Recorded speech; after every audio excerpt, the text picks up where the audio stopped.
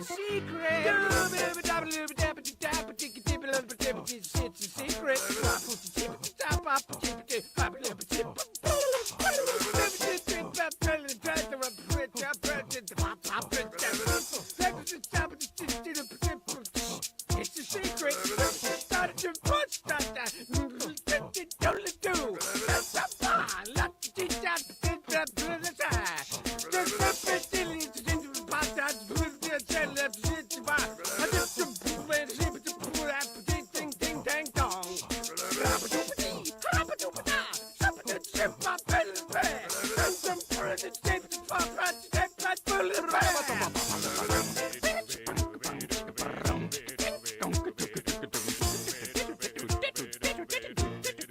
It's a secret. It's a secret. It's a secret.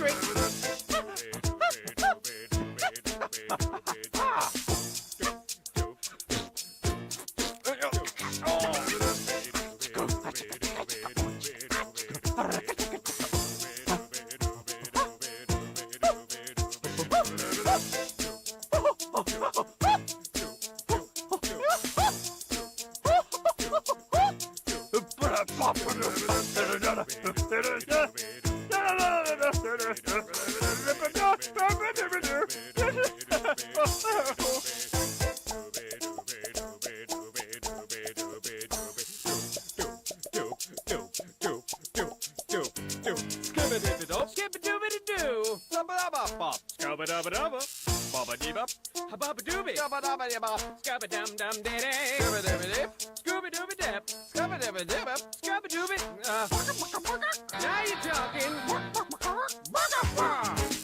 As a fan of your B3313 stream, I hope you play AFG Dreaming later in the future to complete the trilogy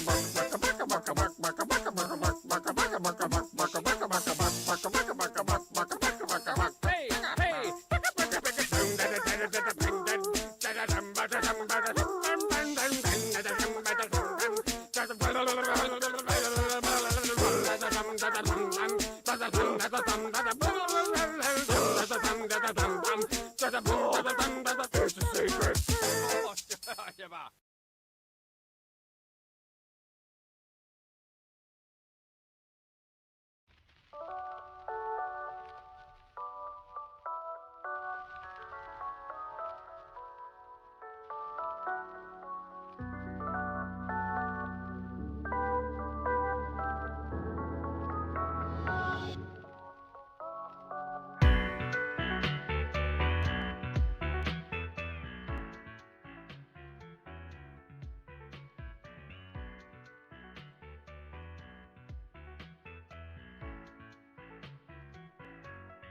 All right. How's it going, everyone? My favorite games, this will be great. Thank you, Burger Gun. Hello, everybody. Welcome to the stream. Hey, Zach. Hello. Welcome to Yume Nikki. This has been a long time coming. Hey, GB. Hey, Idril. Hey, Turtle King. Hey, Wandering Ghost. Hey, Ash9. Hey, Suns Poet. Thank you for the super chat. Finally, you're playing this gem. Hell yeah. And Uncreative. Not a Soviet Spy. Paradox Pilot. Hey, Inca. Hey, Zenith. Hey, not I am the person with the Toby Fox profile picture. Hey, Candy-Roo. Hey, super chat. Hey, Alec. Thank you for the super chat. Another suggestion. House 1 and 2 by Bark Bar Games. Thank you. Hey, how's it going, Welk Lord? Hey, Forever Salty. Hello. Thank you for the 20 months. Hey, Hammermania. Hey, Topaz. Hey, Octo Joker. Correct the Mad. Artificial Galaxy. Hammermania. Hey, Chef Torte. Hey, Shuriken. Autistic Monkey. Alyssa. Hey, Alyssa. How's it going? Been a while since I've seen you on the chat. Hey, Darkin. Hey, Lapis Cake. Hey, Scallamello. Hey, Izzy. Hey, Snooey. Hey, Kugutsu. Real Random Lad. Hey, Ash9. Circa. Harmanui. Got a lot of red badges on the chat. Hell yeah, just like I like it. We got a super chat before the stream even goddamn started, by the way, Zach. Someone, Taste the Painbow, donated $20 at the start of the intro and said, as a fan of your B3313 stream, I hope you play LSD Simulator in the future just to complete the trippy trifecta. That's so fucking funny. That's so fucking funny that they super chatted that, because before the stream started, we were literally talking about how this game is apparently similar to B3313, which I did not know about until literally now. Yeah, so also, by the way, I just want to quickly, before we like really get into it, if you hear like hammering in the background, sorry about that. I have like renovations happening in the house right now, so you're going to hear that throughout the stream a little bit. Not much you can do about it. Yeah, I just figured I'd let you know that in case like it sounds like you hear like the hammering of the damned behind me. Just someone being killed in the background, just like regular Halloween stuff. Don't worry about it. Yeah, exactly. But It's no, just Art the Clown. Yeah, there you go. It's Art the Clown freaking killing someone in the background. New video, by the way. I was saying before stream that like everything that makes B3313 appealing and what made that stream so fun. Yume Nikki was like the godfather of these types of games. Yume Nikki is this weird, dream-like exploration-based game, except instead of it being Mario 64, it's RPG Maker. And I was also explaining to Phil beforehand that like I have been waiting for this stream because this is like one of the most important games to me ever. Ever since the B3313 stream, we talked about this game, and that was literally 10 months ago. That almost a year of waiting for the stream. That's how long it takes for me to get to suggestions. I really apologize, but, you know, No. finally. Dude, no, I'm the exact, literally, okay. I was clowning on you so much last stream for this, but like literally I'm the exact same way. My favorite game of all time, my #1 favorite game ever is Resident Evil Village. And I played that game like almost 2 years after it came out. Like, I am no better than you. That's all right. Now, But no. that is fascinating to hear because literally, and I promise, I need to like make it clear how this is going to work. I have 0 experience with Yume Nikki. I know how important it is, keep in mind, but in terms of like actual experience with the game, the only pieces of information that I know is 1, you play as a character called Marotsuki, and 2, the game takes place in her bedroom and you go through dream worlds. And there's also a creepypasta character called Uboa in here somewhere. And that is literally it, for my knowledge, on Yume Nikki. Meanwhile, we have Zack over here, who this game, like, shaped them as a child. Yeah, I was explaining this to Phil before stream, and I mean, I literally made a video about this in the past. The video I ended up taking down, but I always wanted to make like a new version of it that did more justice to it. But like, this game literally is the reason why my art is the way it is as an artist. I played this game for the first time in middle school, and I was so fascinated by what this game is, the style, the characters, everything about it. It was what inspired me to start drawing like weird monsters the way that I do. And that resulted in my art style forming into what it is. So if I'd never played this game, you probably wouldn't have ever gotten to see Clyde or any of my other characters or like my thumbnails or any of the art I do for my channel or just all my art in general. This game is literally the foundation for my art. That's why it's a perfect dynamic to have for the stream, because we have the person that literally does not know anything about Yume Nikki, and we have the person that was shaped by Yume Nikki when they were in middle school. Like, I think that this is the perfect combination for the stream. Now, for this combination to work properly, though, I have to specify, every single time I bring up backseating on my streams, I have to re-clarify this to people. I am not someone that really minds backseating. I don't have a rule against backseating on my stream descriptions or anything. I am 100% okay with backseating because I believe, personally, that's a belief. I personally believe that when most people are backseating a streamer, they are doing it with the best of intentions to bring out the best moments on stream, to make sure that the streamer does not miss out the cool thing, you know? So, I'm just gonna say this in advance for anyone that chat that might get pissed off. I'm 100% okay with Zach, like, not leading me by the hand, but just like, you know, if I go into an area that has a cool thing in it, and I don't find the cool thing naturally from my exploration, I'm 100% fine with Zach, like, telling me you should look around here and see if you can find the thing, right? Yeah. If Chad knows something that Zach doesn't, I'm also okay with people telling me. Just as long as it doesn't get too spammy or it doesn't get spoilery. Like, instead of telling me, like, oh, you should do this thing so that Uboa appears and then bites your face off or something. I don't fucking know what Uboa does. That's a spoiler, but you should say, Phil, you should go up to this cave and enter it, and there'll be something there. And I'll be fine with that, you know? Yeah. So, and one thing I want to add too about this game in particular, this game is very important to me. I love this game to death, but I am not like a full encyclopedia for this game like I am with other things that I really like. I more so enjoy this game from an artistic perspective, and I've played it. I've played it for the sake of exploration, but I haven't like obsessively looked into everything. So there may be some things I miss. There may be some areas where I'm not going to completely remember where you're going or what you need to do to get specific things. So I'm just bringing that up just in case, like, you know, chat ever does want to bring up like, oh, there's a thing in this area Zach didn't bring up. There very well could be, because I don't have this entire game committed to memory like I do with some of my other favorite games. That's what I believe is the beauty of having chat sometimes when you're experiencing games. For example, Zach, a week ago I played this game called Fear and Hunger, right?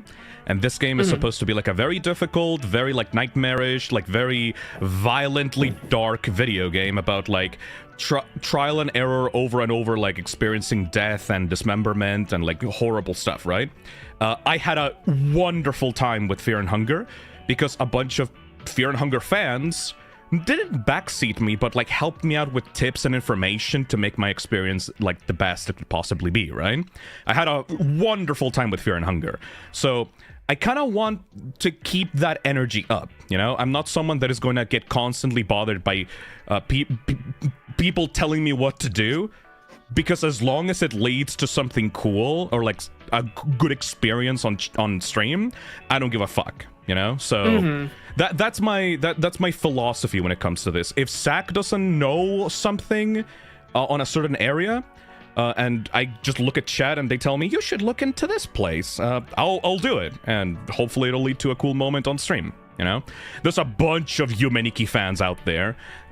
This game was like huge back in like the late 2000s, like early 2010s. Like everyone was talking about this game. I'm literally right now wearing a Yume Nikki shirt, by the way, for stream that I got off of friggin' Fangamer. Fuck yeah! Stream appropriate attire. Oh yeah. Also, we're gonna do this with something very special. Well, not really special, but you may notice, if you're like a Yume Nikki fan, you may notice that there's something different going on with the title screen right now. This is a different modded version of Yume Nikki. It is Yume Nikki 16:9. It is a modded version of the game that allows you to see the game in a widescreen format, right? And I consulted this with Zach before, and I was thinking, is there a way that this could be like ruin the experience for a longtime fan, or like is this like a blasphemous act against Yume Nikki to like add a 16:9 mod? And Zach said it was fine. Obviously, like, they're not the arbiter of like the Yume Nikki community, but I personally believe that a game about exploration and seeing as much as possible kind of benefits from a 16:9 ratio, you know, because like you get to see more of the world, you know? Yeah. And I like I said, I'm not like the arbiter of this game, but obviously I've played through it. I do not think that having the wider screen is going to negatively impact any part of the game. Good. I truly do not believe that. I think it is just going to make it nicer and more presentable for you. I got the most recommended like mod for this, which was the 16:9, and I tested out like the screen size ratio thing, and there's no like pixel distortions or anything. It looks beautiful, you know. Anyways, let me go through some super chats, and then we can just like get right on it, cause feels weird to finally get in on a massive horror game phenomena that you've been like actively avoiding for like 15 years of your life. Can't believe that I'm finally gonna get to play this. Crazy. I talked about this with Zach before we started, but like literally the arc of this Halloween season with Zach has been like me actively avoiding like their recommendations subconsciously to now finally actually like getting to experience something that they are deeply like attached to. Finally. Next thing you know, you'll be reading King in Yellow. I'll do it next month. I promise. Pinky promise I'll do it next month. I promise. I believe you. I believe you. Let's read out some of the super chats before we start. Thank you, Sons Poet, for the super chat. Finally, you're playing this gem. Eh? Thank you, Forever Salty, for the 20 months. Hi, Phil. Hi, Postra. Hi, Forever Salty. Thank you, Call Me Hello. Ghosty, for the super chat. Hi, Phil. Hi, Noodle Monster. Thank you, Led, for the super chat. Did Postra bring the Raid Shadow Legends sponsorship though? No, but No. we do have another sponsorship right now on the channel. You guys should go get yourselves a Gamersubs themed Macabre Cup at gamersubs.gg/toxic. Use code TOXIC and go get yourselves one of these cool ass creator cups. But made by Quite specifically. Like me and Zach were indoctrinated by Quite into the Gamersubs cult specifically to shill out the Macabre merch drop collection. This is something that Quite has been working on for like months. That's like an idea of like, can we do a merch drop here on Gamersubs that does not rely on anime titties to sell cool designs? And got the fucking artist Enoch, the artist that Quite got to make some of these illustrations. Like, look at that shit. I legitimately adore these designs. Like, I'm not even saying this shit because I'm partnered with them. I adore these designs so much. Like, look at this mousepad specifically, like the cosmic horror, like giant monster, like overlooking. That is a person, like there's a group of people going towards the monster. Like, it's so creepy looking. And obviously, like Gamersubs like excels in the quality of like the actual mouse pads and shirts and products and stuff like that. Some of these are like definitely expensive for people, like $40, $100. Like, I do not expect people to get every single one of these. But if you want to get a single thing to support the channel, please, for the love of God, at least buy a creator cup. Because I like variety, you know? I like that my sponsor has the anime titties because I love anime titties. But I also like horror, and I like cool designs that don't have to do with, like, anime shit, you know? So, if you've been, like... If you've wanted to try out Gamersubs for a long time, but you've been like, Phil, I don't want the anime stuff. Can I get something that's not anime, but still, like, try out the Gamersub stuff? Please, for the love of God, go to gamersubs.gg/toxic and get yourselves one of these. I promise... This is one of the drops that I've been looking forward to shilling on stream for, like, months. I'm genuinely, like, excited to see how this one, like, performs. And I've personally gotten, like, the Creator Cup and, like, the mouse pad for this. Like, Quite grabbed us by the neck and went, you want some cool shit?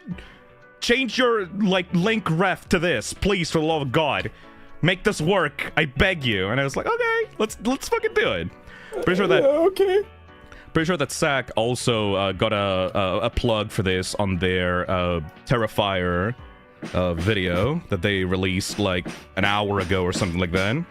Yeah, right at the end of my Terrifier video, which, you know, guest star Art the Clown hammering someone to death in the background.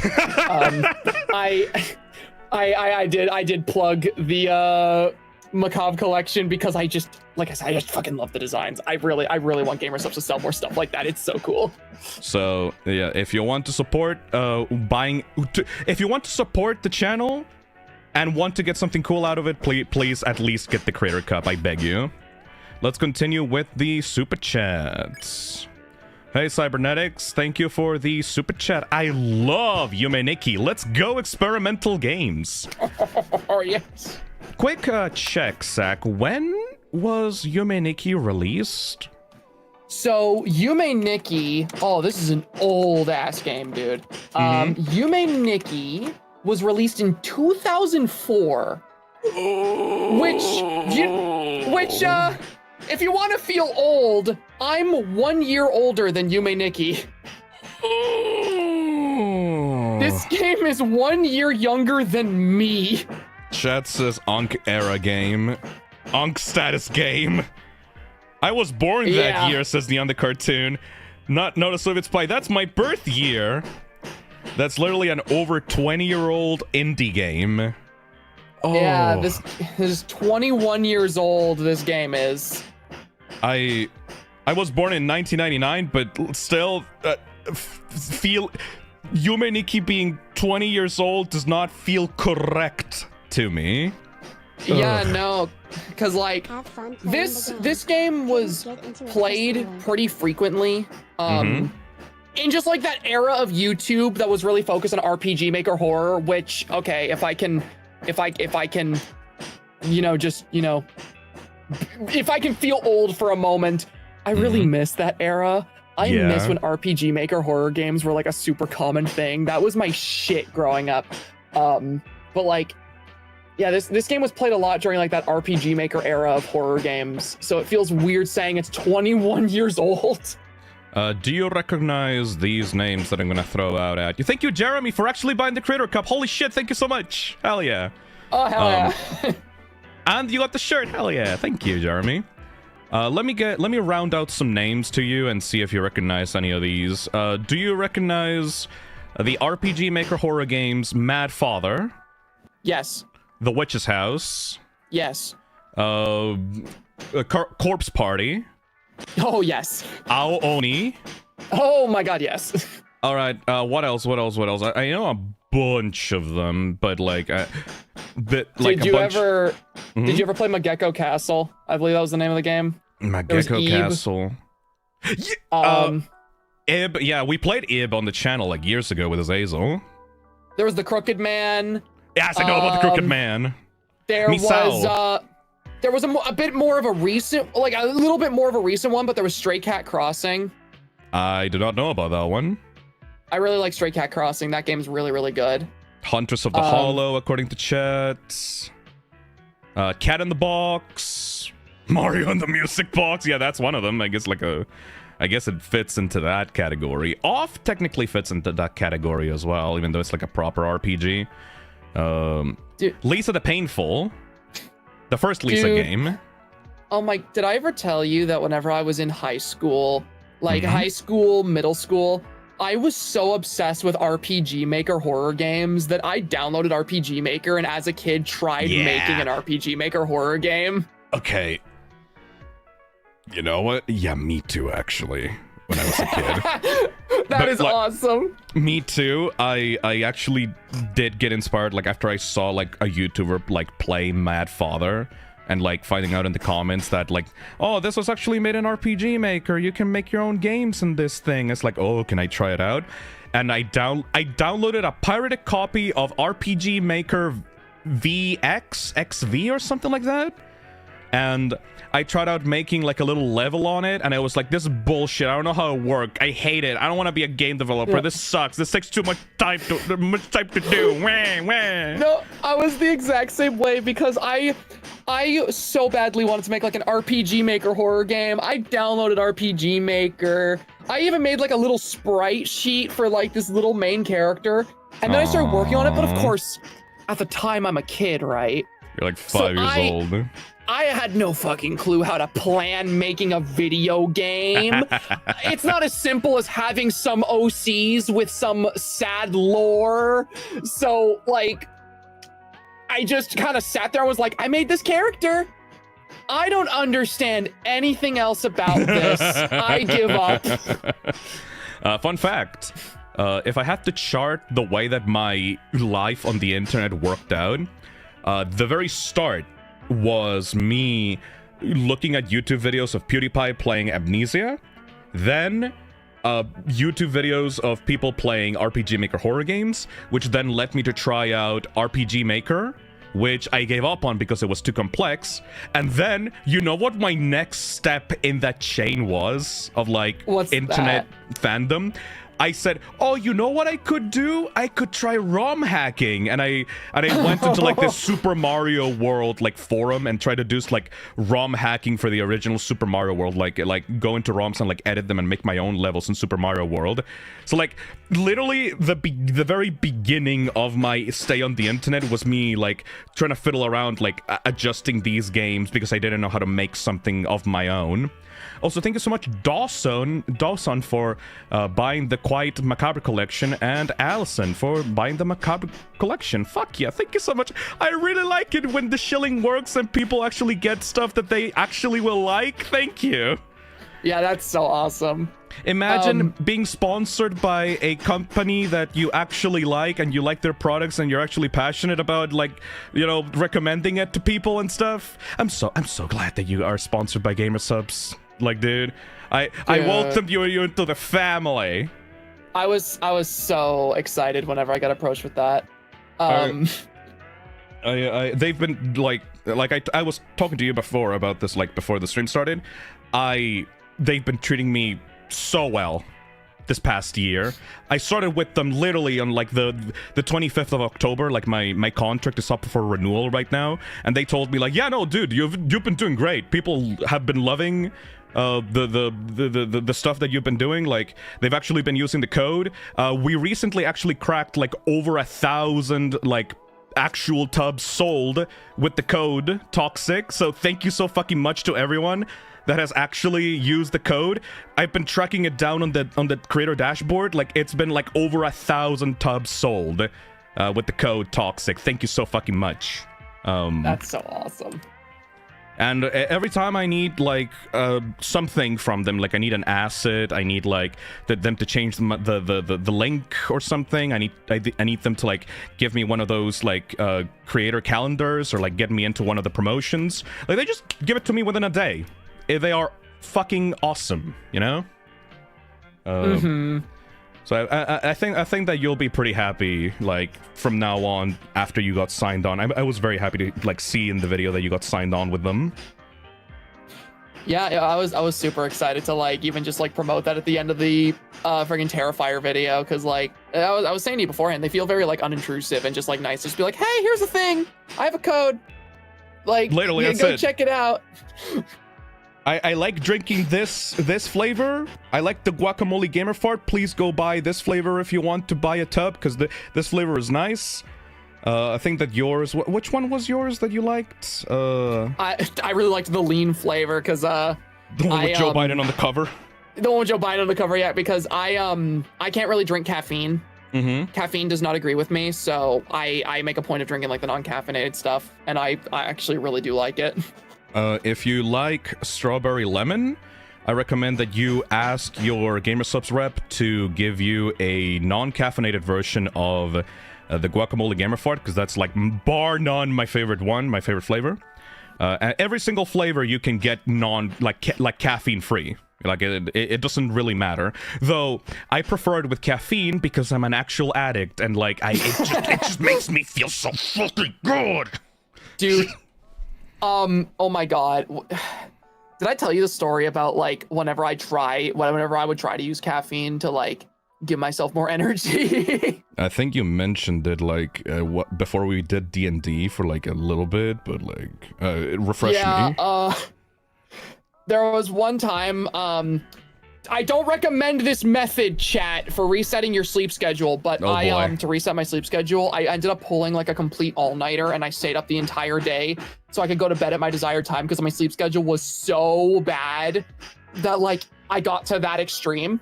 And I don't recommend it, because that is a very unhealthy way to do it, but like I literally just needed to fix it somehow. You needed the caffeine. So yeah, that day I was like, okay, if I'm gonna make it through this day, I'm gonna drink some caffeine. I got myself a coffee for the first time in like nearly a decade. I drank that coffee. I'm like, okay, we're gonna see what the. Oh, you're one of those. I drank that coffee, and I kid you not, within the hour, I passed out. I ended up sleeping for 2 hours. You're one of those. I see. Yeah, caffeine doesn't do it for me. It makes me tired. It makes me tired at best. At worst, I get frequent migraines. Right. I've dealt with migraines all my life. They give me really severe headaches. So me and caffeine don't mix. I just can't with caffeine. Kostar says that's an ADHD thing. I can confirm. For me, it's like Mario Kart 64, like roulette wheel. Sometimes it gives me a boost. Sometimes it puts me to sleep. Sometimes it makes my like right leg specifically go crazy and go jumping down like a jackhammer. And that's the only thing that it does. But I just like the effect. I'm a college student. I'm a former college student. I need caffeine in my fucking life to like sustain my body at this point. I'm surprised that like caffeine does that for you, because like I feel like you and I got very similar kinds of ADHD, and it's definitely my ADHD that makes me just conk out the second I ingest any caffeine in my system.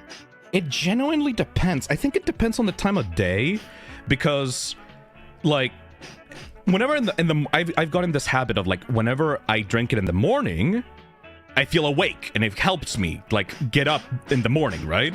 If I drink caffeine at late night, like to stay asleep during the night, that just pushes my brain over the edge to like, no, it's time to sleep now. Fuck you. Like it gets the opposite effect. I literally don't know what it is.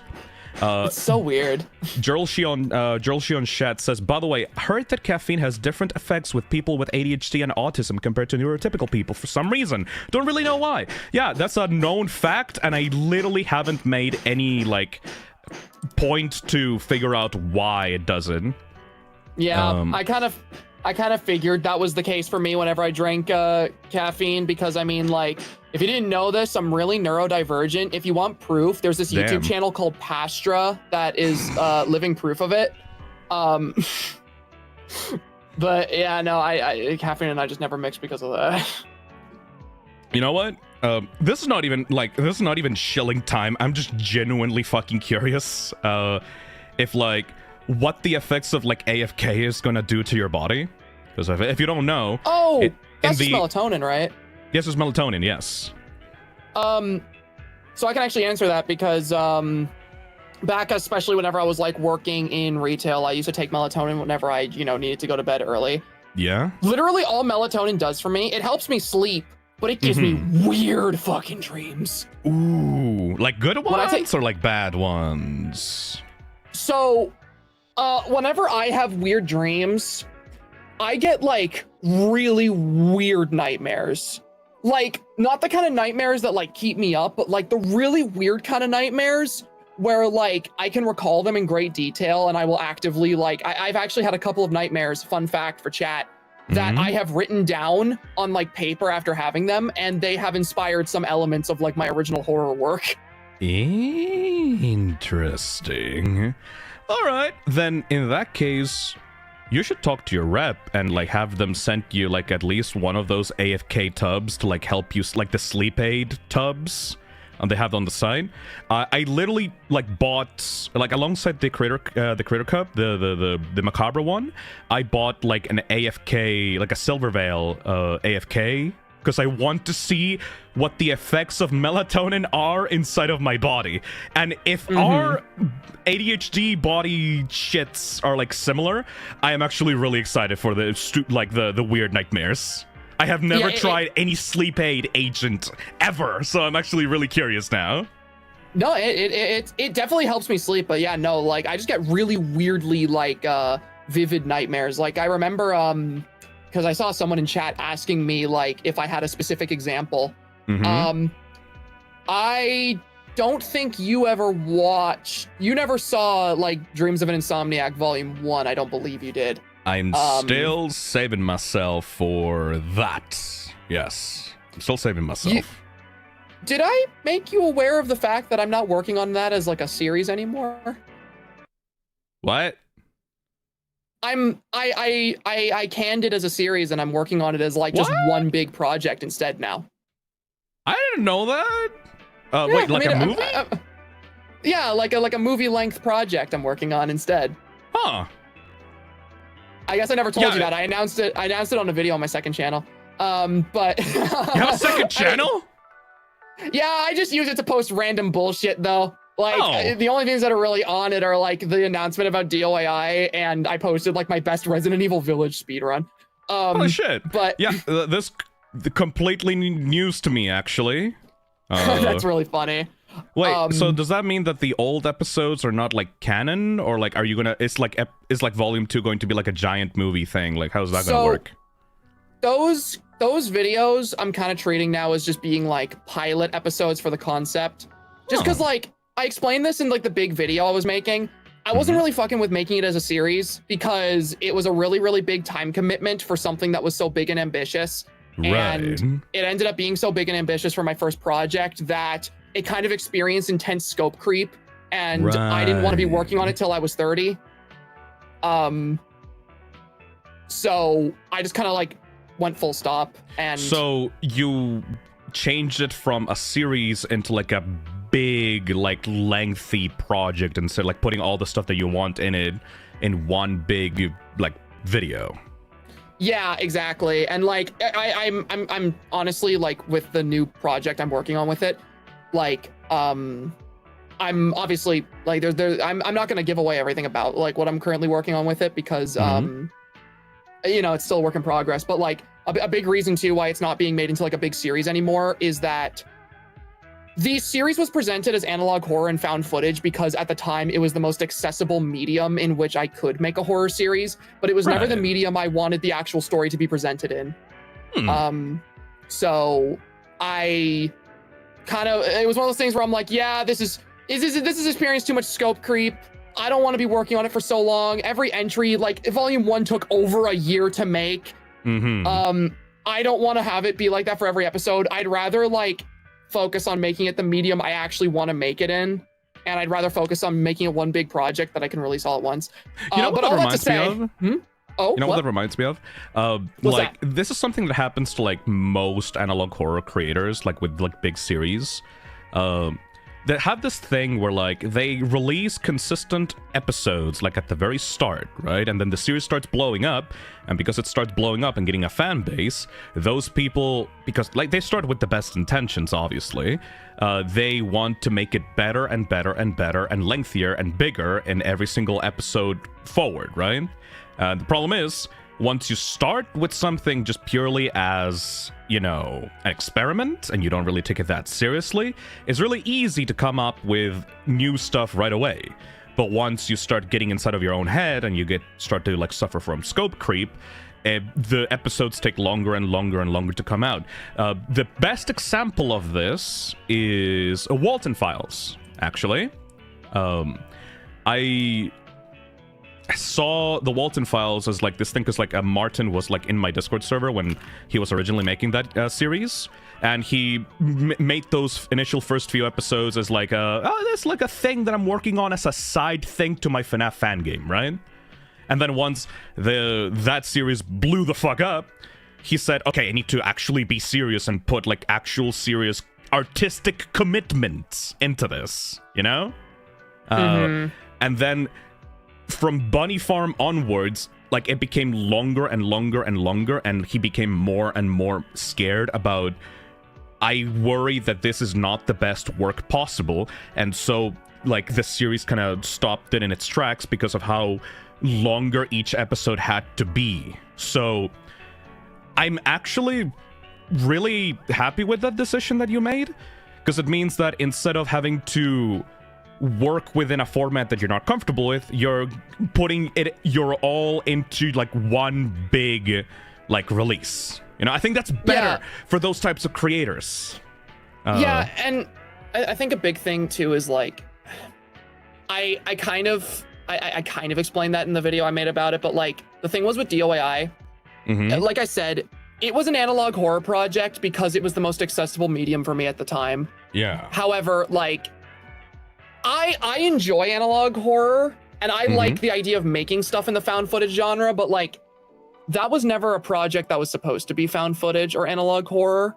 And I started to really feel it after I finished volume 1, because every single time I had an idea for it, because I'm somebody who likes to, I like artsy media. As a writer, like to be artsy with my projects. And I felt like every single time I had a really cool artsy idea, I was thinking, but this doesn't fit with the medium.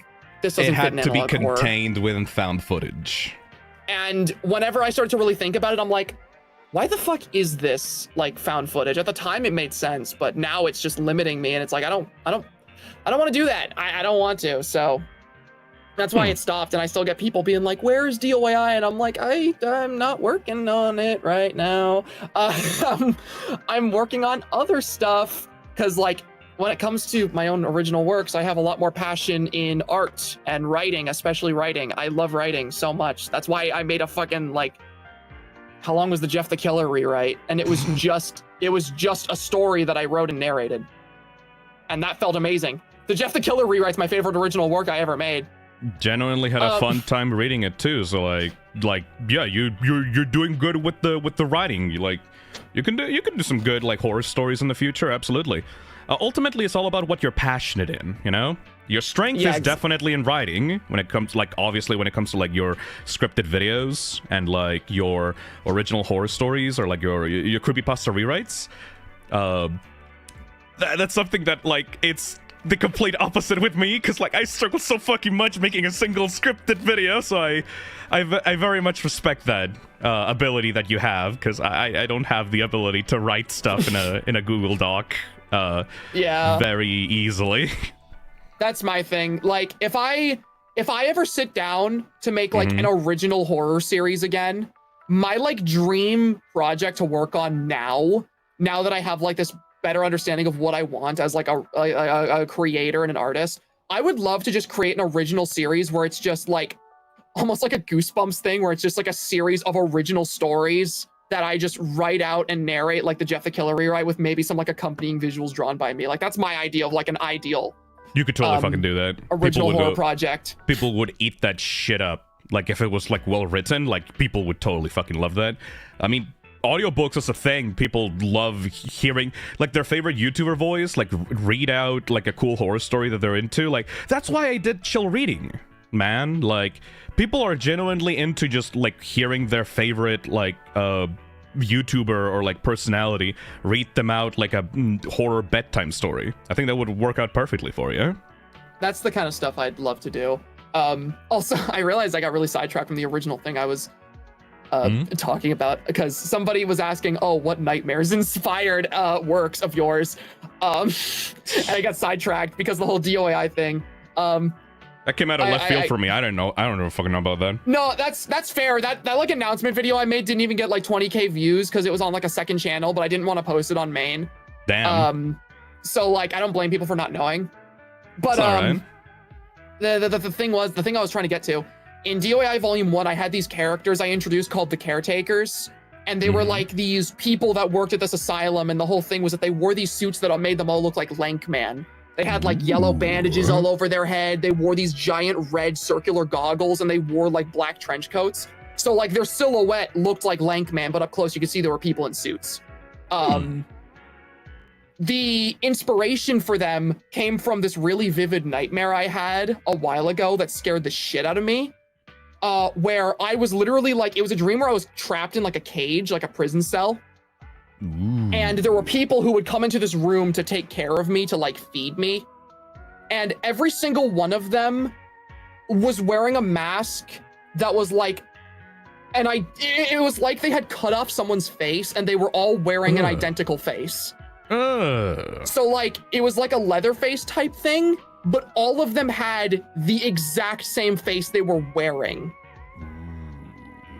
And I remember waking up and being so fascinated by the idea of like being trapped in a building where every single person is like, has the exact same face and they all look the exact same. There's like no autonomy between them and there's no like distinction. They just all look like the same guy. And that was what inspired the idea of Lankman in DOAI having this like group of followers that all just look like him.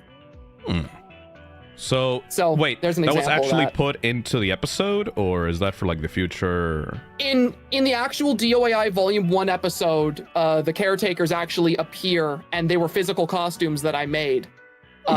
You can literally see like there's a scene where one of them like kidnaps this girl inside of her own house. But I guess they all if just look like the- little mini Lankmans. I guess if the older DOAI episodes like are gonna basically be a pilot for the main like quote unquote movie or like main project thing, I guess I have free reign to like actually look at those. I guess I don't know. Yeah. You have my like full thing to go ahead and do it, because I'm not going to be making like new volumes for it. I'm going to probably integrate DOAI into whatever I end up actually doing with it as a new project. So those like VHS videos, they stay on the channel as like a cool project I work on, but they themselves are not building up to anything new. All right, I'll see whenever the time is right for that. Then not gonna do it right away. I got a bunch of other shit to do, but like eventually, like if I find the time, like I'll go check that out. Thank you. Let's continue with the super chats. Hey, internally weird. Thank you for the $5. Hi, Phil and Pastra. Hello. I've been watching you guys for about a year, and I just got both our plushies. Ah. I hope you guys Oh, enjoy that's the awesome. game. Hell yeah! Oh yeah, I need to plug the plushies, I suppose. If you want to get a little Pastra Clyde plushie, you should go to YouTube's and get yourselves one of these super fucking detailed, not these ones, these ones. You should get yourself a Clyde plushie, available for only 20 more days. Like I said before, these are some of the best like YouTuber merch that I've seen, because like Zach actually worked closely with YouTube's to make sure that it was actually accurate to the character. So like the YouTube's eyes are like perfectly placed on the character, like perfectly integrated with like the high quality like sprite of the face like properly embroidered into the plushie, and like the giant like big mitten hands, and like the physical zipper on the body, and like the proper modeled like tail with the spikes and stuff. Like it's fucking sick.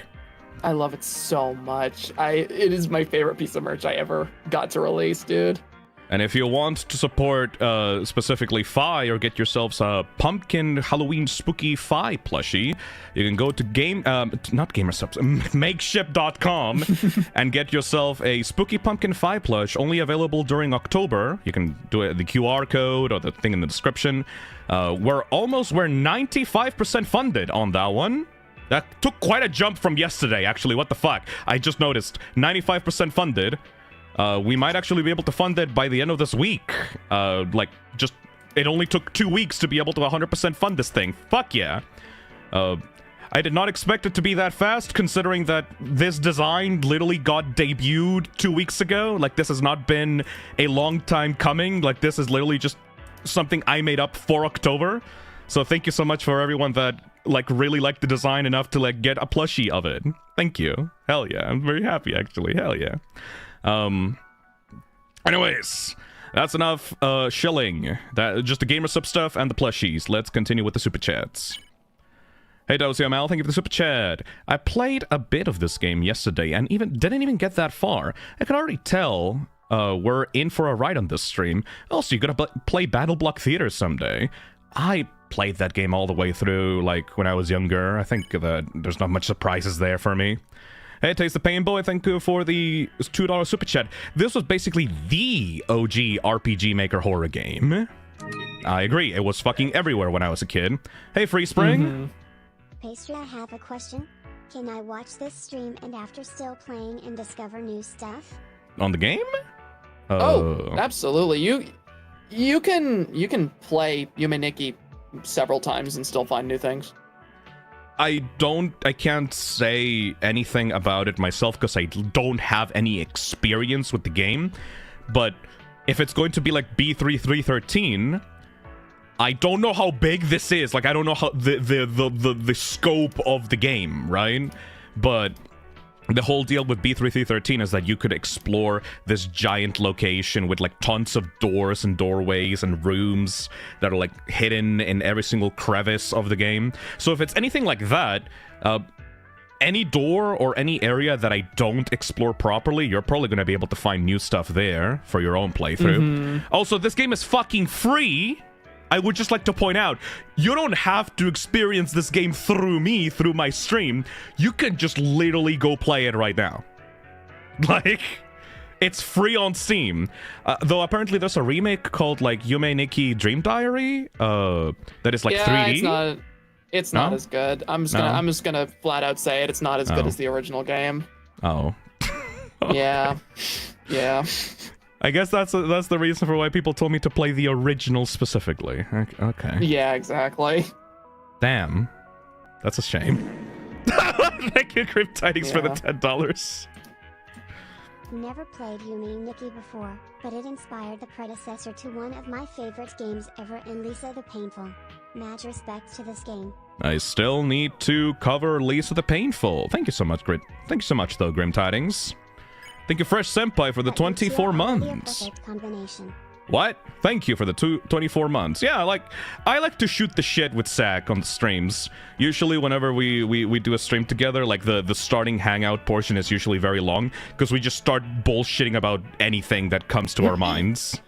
Yeah, I think it's funny how I feel like every time we stream together, the opening hangout ends up being a little bit longer than the last stream was. Literally an hour long. We're almost at an hour long. We just have to get through the super chats. Yeah, true. Hey, Devin, thank you for the $2. Please don't equip the Dark Crystal, please. I have no context to what that is, Devin. But I guess I'll get, like, pay attention to whatever the fuck a Dark Crystal is? I don't know. I have no context for that. Thank you, Blue the Shroom. Thank you. Thank you for the 6 months. Hey, Burning Bad, thank you for the $2. Hopefully it won't be a Bullying Phil stream part 2. Oh, don't worry. You guys get a treat every now and then, but like, I'm not letting you guys bully me. I let my friends bully me sometimes when it's funny, but I'm not. Don't worry. I know some of you motherfuckers get really excited when a new bit pops up. I'm not letting Zach do that every single time. Fuck off. Hey, Chuffy Loris, thank you for the 1 month. Hey, Phil, I thought it was really funny when you and Pastra crashed out about Silent Hill 2 remake being made by Bloober Team and being a movie tie-in on Hello Neighbor. Could you do that again? Can you do it again? I'll send you $2 and I'll if you could take a club of Silent Hill, please. Do you remember when you did the thing that I really liked? Can you do it again? Can you do it again? Hey, SpongeBob, can you rip your pants again? Can you rip your pants again? Please do it. Please. Oh my god. I'm gonna fucking kill you. Anyway. Hey, Scamille, thank you for the 29 months. Nikki has lore or not? Okay, Scamille. Zach. Yes? Hot seat question. Does Yume Nikki have lore? Yes? That's exactly the answer I wanted. Good. That's perfect.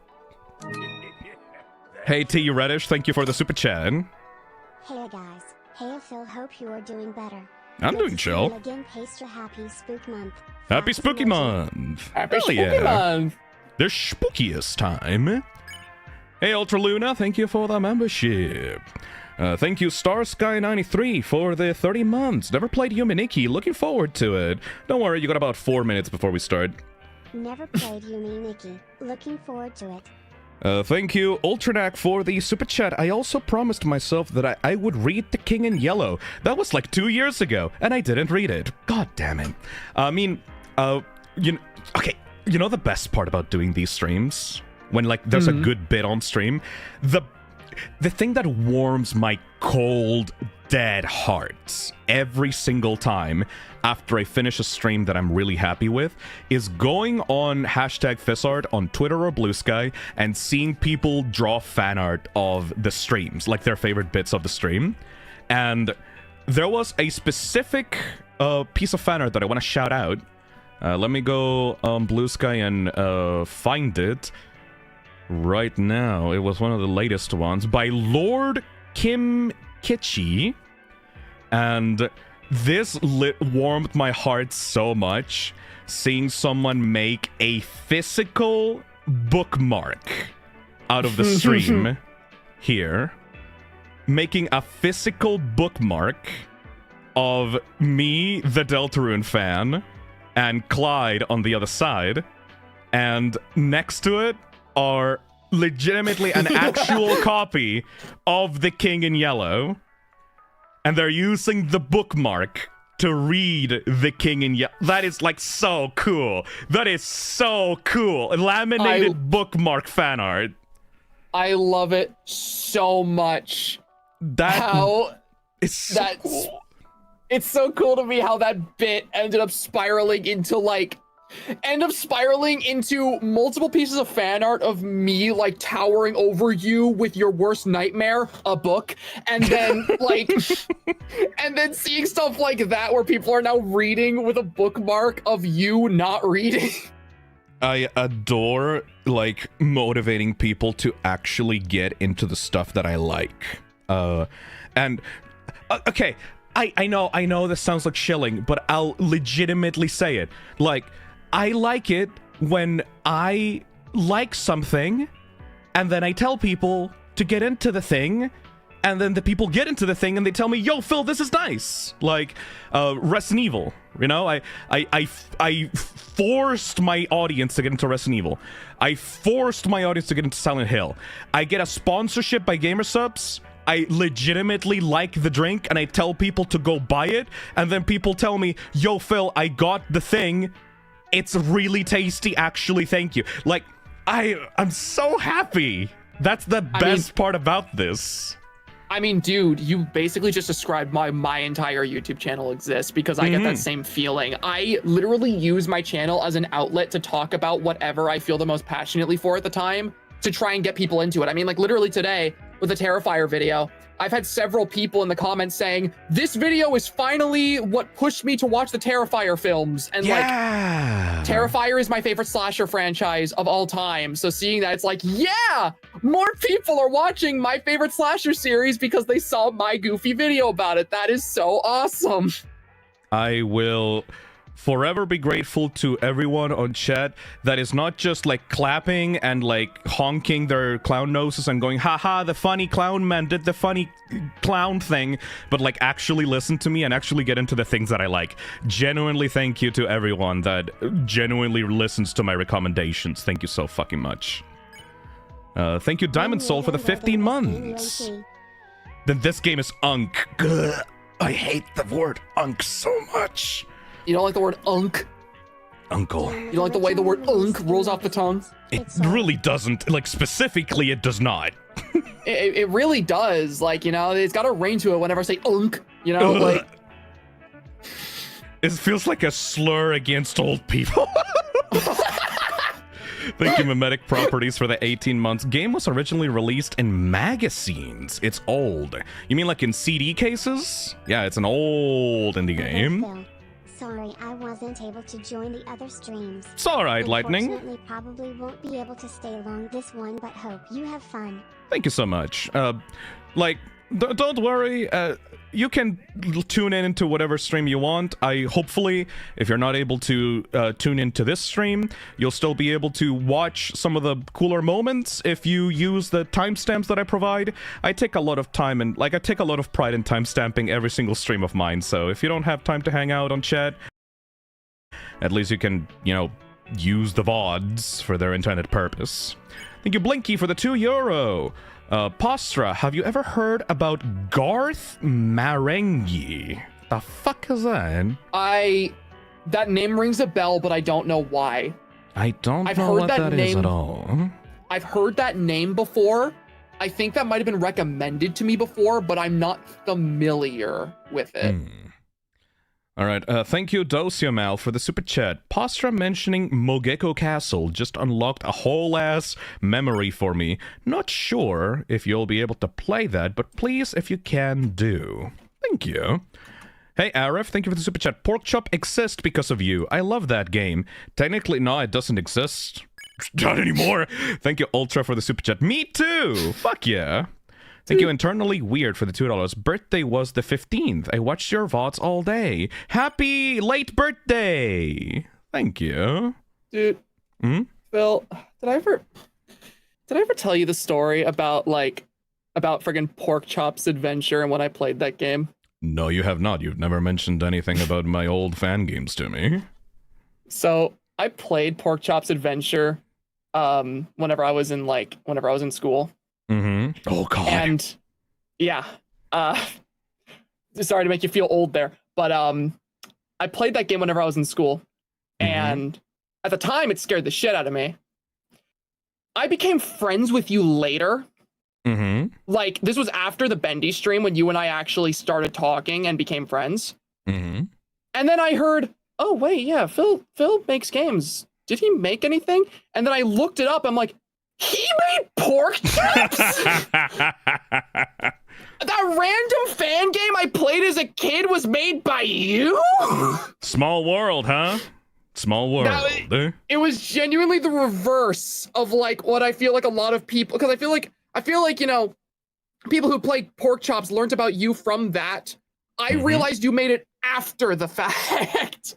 I am so goddamn glad that people have started to know me for my streams and not for my fan games. God, I am so glad that I'm a streamer, not a game developer anymore. Dude, I feel that, but on a different level, because like I still occasionally interact with FNAF stuff, but like slowly over time I've seen people calling me just a general like horror YouTuber instead of a FNAF tuber, and that has been the nicest feeling in the world. It feels so goddamn good. It feels so good, man. Oh my god, dude! It's like being trapped inside of a glass jar, and then finally feeling like the fresh air outside of the window of your captor. It's like, oh, finally, someone from the outside world. Thank fuck. Someone in your chat just said Pastor was a FNAF tuber with like 5 question marks, and that is the most validating chat message I could ever see. That made me feel so good to read, because yes, back when I started on YouTube, every video I uploaded was FNAF, and then I slowly started to hate it, and like I don't hate FNAF, but like I hated making videos about it after a while. So it's nice to not be remembered as purely that. Oh my god. I remember like I made a tweet of like I quote retweeted like literally today, like, oh, everyone has a dark past before they become a VTuber. What is your dark past like fandom that you've been in? And my 2 examples were My Little Pony: Friendship is Magic and Five Nights at Freddy's. Because I want to believe, at least after 3 years, that shit is way behind me now. I am past that. I'm just this silly ass little VTuber asshole that like screams at video games online. And some people think, wow, the person that quote unquote was working on FNAF Plus is now a VTuber. Wow, what a downfall. No, I feel so much happier where I am right now. I feel so much happier. Oh my, I could tell once you started like really honing in on this specifically that you were doing better for yourself, and I could feel it, because that was the same shit I felt whenever I finally made a video that wasn't FNAF related that popped off, and I was like, I'm free! I don't have to do this anymore! I don't need to do videos about Freddy Fazbear! I'm free! I'm free! the liberate, because like, I mean, I don't know, because like I don't know how people see me on the outside, right? But like, I feel like a lot of people, because I've gotten like a lot of comments, I've seen a lot of comments online of like, oh, Phil got his character development like after I left the FNAF community, and I'm like, no, I think I was just like a more actively depressed and miserable and angry person because I had to deal with the FNAF community for so fucking long. And after I got out of there, I could go back to just being happy. Yeah, right? Crazy. Because whenever I'm miserable or stressed or angry, I literally just become like a sarcastic asshole that is actively resentful, because that's the way that I deal with stuff. Like, if I am miserable, I will just express my active fucking contempt, right? But now I don't do that anymore. And people say, Oh my god, Zach Pasterspek rubbed off on Phil. Like, oh my god, he's so much nicer now. Oh, their personalities have swapped. Oh my god, he's like a nice Phil now. It's like, no, I am just not miserable anymore. I'm just not depressed anymore. I don't have to drink anymore. I think it's funny whenever people say oh, Pastor and Phil swap personalities, when literally what it is that you just started doing better for yourself, so you're not as miserable. I feel just happier. And as for me, I just became more media literate. Okay, that's a bit too much. You became a little bit more cynical because you didn't see everything with rose-tinted glasses anymore, I guess. I don't know. That's a better way of saying it, not that you got taste. Christ. No, I'm not. I wasn't saying that I developed taste. I was saying that I developed more critical thinking for a lot of the media I consumed. That's worse, but all right. How's that worse? I developed critical thinking. I am able to think for myself better now. That's no. When you take it like that, what I meant is the fact that I was able to do more deep analysis of the media that I analyze rather than analyzing it on more of a surface level. I'm able to appreciate media more because I've become more critical of it. I view that as being a positive thing. You're able to dig under the surface more. Yeah. Okay, yeah, that makes sense. Okay, I wasn't trying to say that my old videos sucked because I was viewing things through rose-tinted goggles. I was just trying to say that I can analyze stuff better now. Yeah, I mean, does that make you more cynical by automatically, or is that because I think it really depends on how you view it. From my perspective, it's more so I can see the flaws in things more easily, but that doesn't stop me from appreciating the good in things. Yeah. I personally, I literally said this on the last stream that we did, but literally the way that you view things, I feel has made my own judgments less cynical, you know? Because before it was oh no, gameplay first, this has to have good gameplay. I had way too much high standards, right? But it's less that I lowered my standards, and it's more I started appreciating things for what they were instead of demanding that they adhere to my specific standards, you know? Yeah. My specific wants and needs, instead of I'll just look at the media the way that the creator wanted to do it, instead of the way that I want to see it, you know? Yeah. And I still very much have those views of media. I still enjoy a lot of the stuff I watch and indulge in whenever I can see there's passion put into it, when I can appreciate it on an artistic level. I just think now with recent stuff, I'm able to actually notice and acknowledge a lot of the flaws in the media I consume, even if it doesn't take away from my enjoyment of it. I think that's been the major difference. You can still enjoy it even if you see the flaws. Yeah, I don't think I've become more negative. I just think in general, I just analyze media more deep than I used to. Because I won't deny in some of my older videos, it was if you watch my original Poppy Playtime video, my analysis of the chase in chapter 1 is, this chase is really scary because he's right behind you and he's footsteps are really loud and you can hear him getting closer, and sometimes you see him getting closer, and that's really scary. And it's I was doing my best, but man, that is not the best. If you feel like that towards your old videos, that just means that you've already grown past. Oh yeah, that. exactly. I talked about that. I talked about that in my new Bendy video, but I look back at those old videos and I can't help but smile because it's yeah, I was doing my best at the time, and I've just gotten a lot better at this whole thing. Hell yeah. Also, apparently we just got rated by Cinemunch viewers. Oh. Welcome, Cinemunch viewers. You can rate on YouTube? Yes, you can go into like the ending of the stream and like redirect people to like other people's videos if they have that set up. Welcome to the 1 hour podcast session with Phil and Zach before we get into Yuma Nikki. I'm just having a lot of fun talking to you. I'm sorry.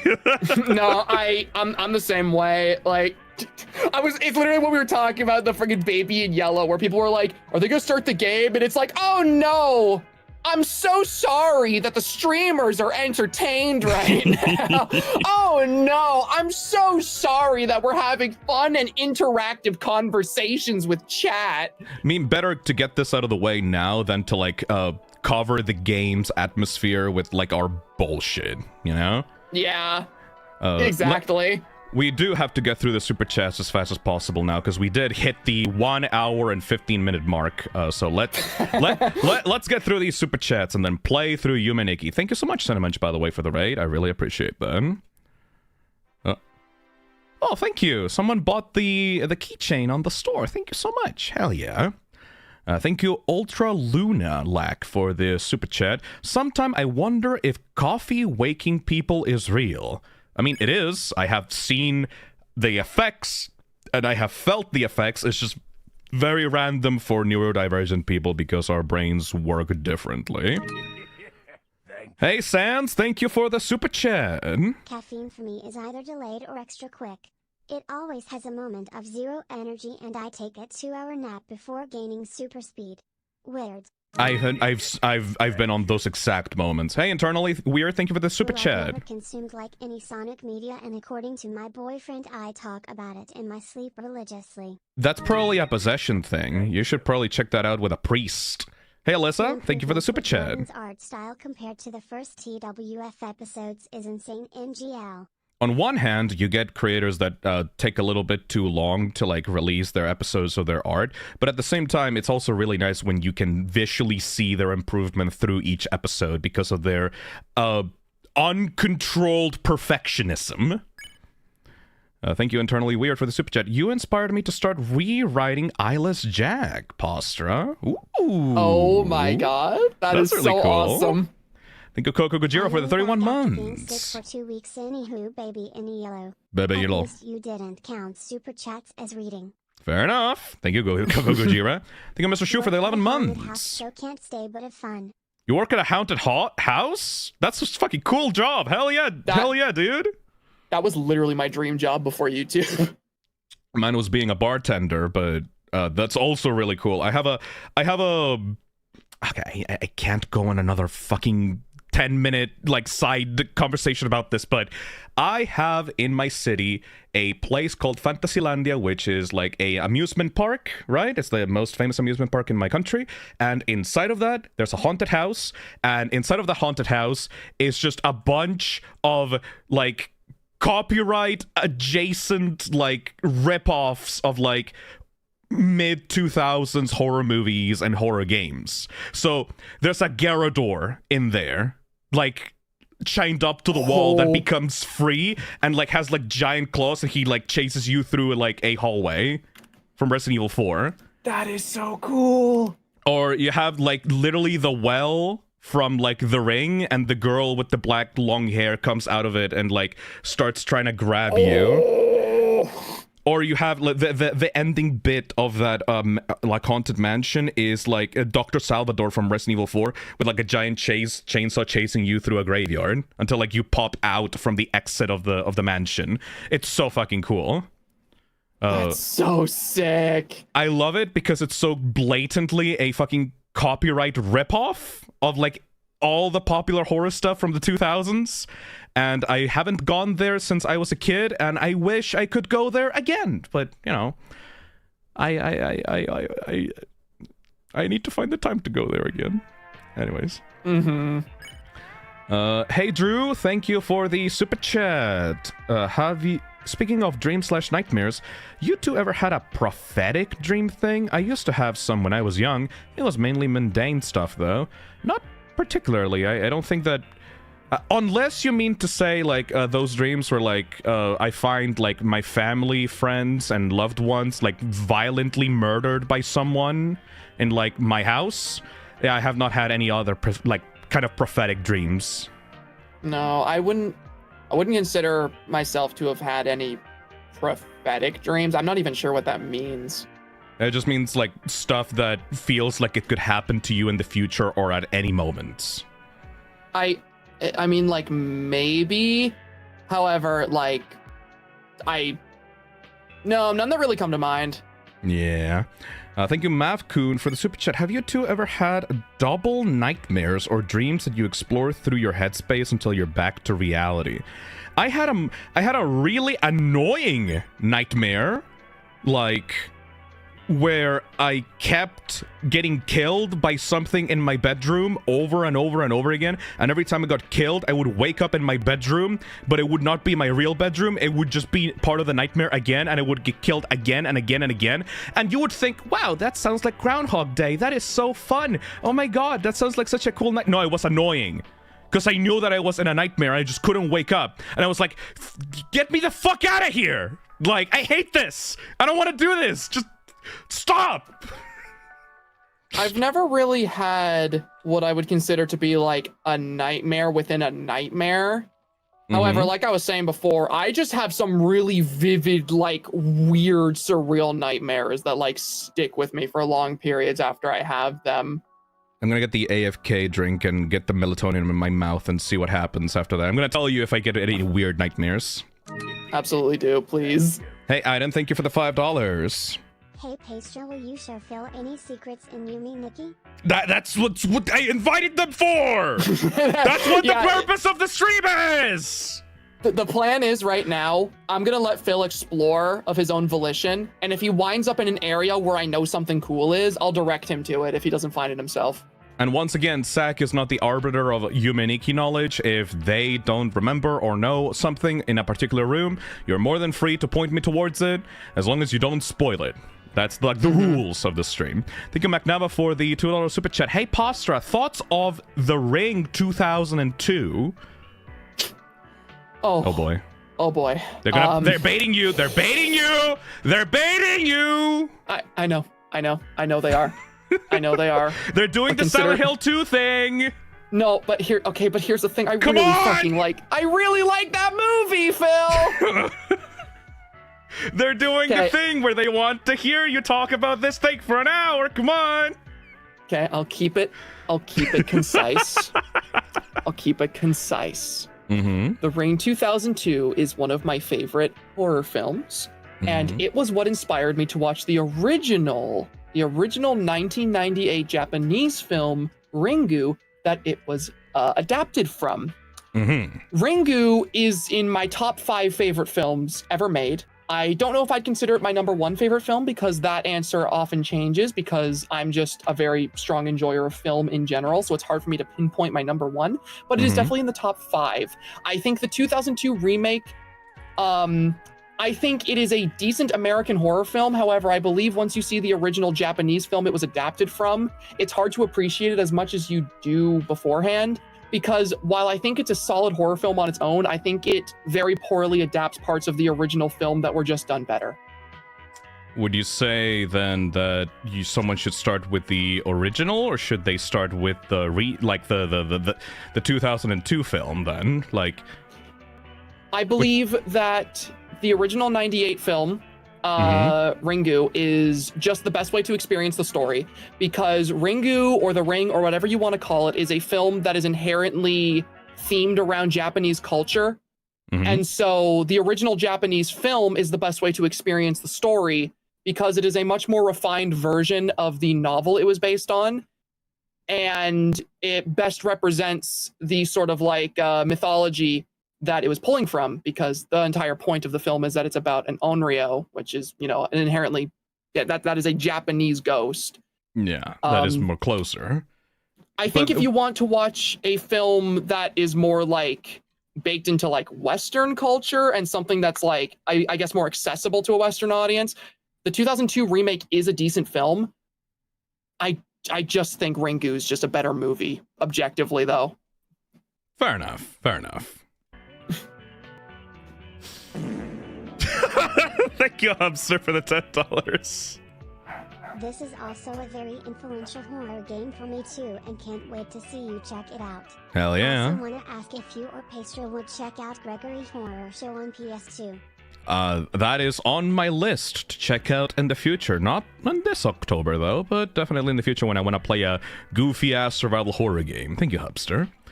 Thank you, Alexander Banchef. Now we'd bully you. Oh, you want to try that, baby boy? Follow me on Twitter and we'll see. Hey, bro, thank you for the $10. Just saw a horror play based in the Paranormal Activity universe. Was wondering if you guys have ever read any good horror plays? No, myself. No, I have not actually. That is an area... That's an area of horror media that I have not indulged in at all. I really Not at should, all. though. I thank you, DosUML, for the super chat. You basically got me into Resident Evil and Silent Hill, and honestly, I love it. Also, technically Homestuck, Lamau. Fuck yeah. Thank you, Bomberman, for the $5. Ah, the 30-year-old Fisnum having a good time with his best pal, the 45-year-old Postra. Having a good time with your best pal, the 45-year-old Pastra. I mean, I hope that we're gonna continue being friends until I get fucking old as shit, but, like, I'm pretty sure that I'm older than you. Pretty sure. Yeah, you are. You are. I'm a 90s kid. I got it right at the cutoff date, like, right at the 1999 mark. Hey, Pro-Life, thank you for the $2. Dark Past Game Dev. Hey, Matrix. From FNAF. It was Resident Evil from Pastra and Pajama Sam from Phil Lowell. What the fuck? You found me from Pajama Sam? Nah, dude, that's awesome. That's dude, that is cool. awesome. That's like the equivalent of somebody telling me that they found me through my Creepazoids video. That's awesome. That's awesome. I got drunk as shit on that stream. That's a weird place to start. Thank you, Lundcraft, for the super chat. It is very noticeable how less stressed you seem. Yeah, because I'm happy. Yay. Thank you, Fartface, for the $5. Seeing people hyperfixate about random stuff is awesome. I learn new things and get into cool new interests. You're all awesome. Thank you. Oh, that's so awesome. Things and get into cool new interests. Y'all are awesome. Chow Chow. Hey, Chow Chow on the chat says, oh, hi there. I've seen people compare B3313 to Yume Nikki. I love that literally before the stream, the first time that I've heard someone compare Yume Nikki to B3313 was Zach literally 20 minutes before the stream starts.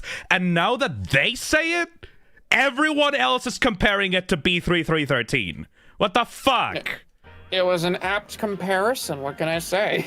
But it just manifested as soon as you said it. Thank you, Boo, Well, for the $5.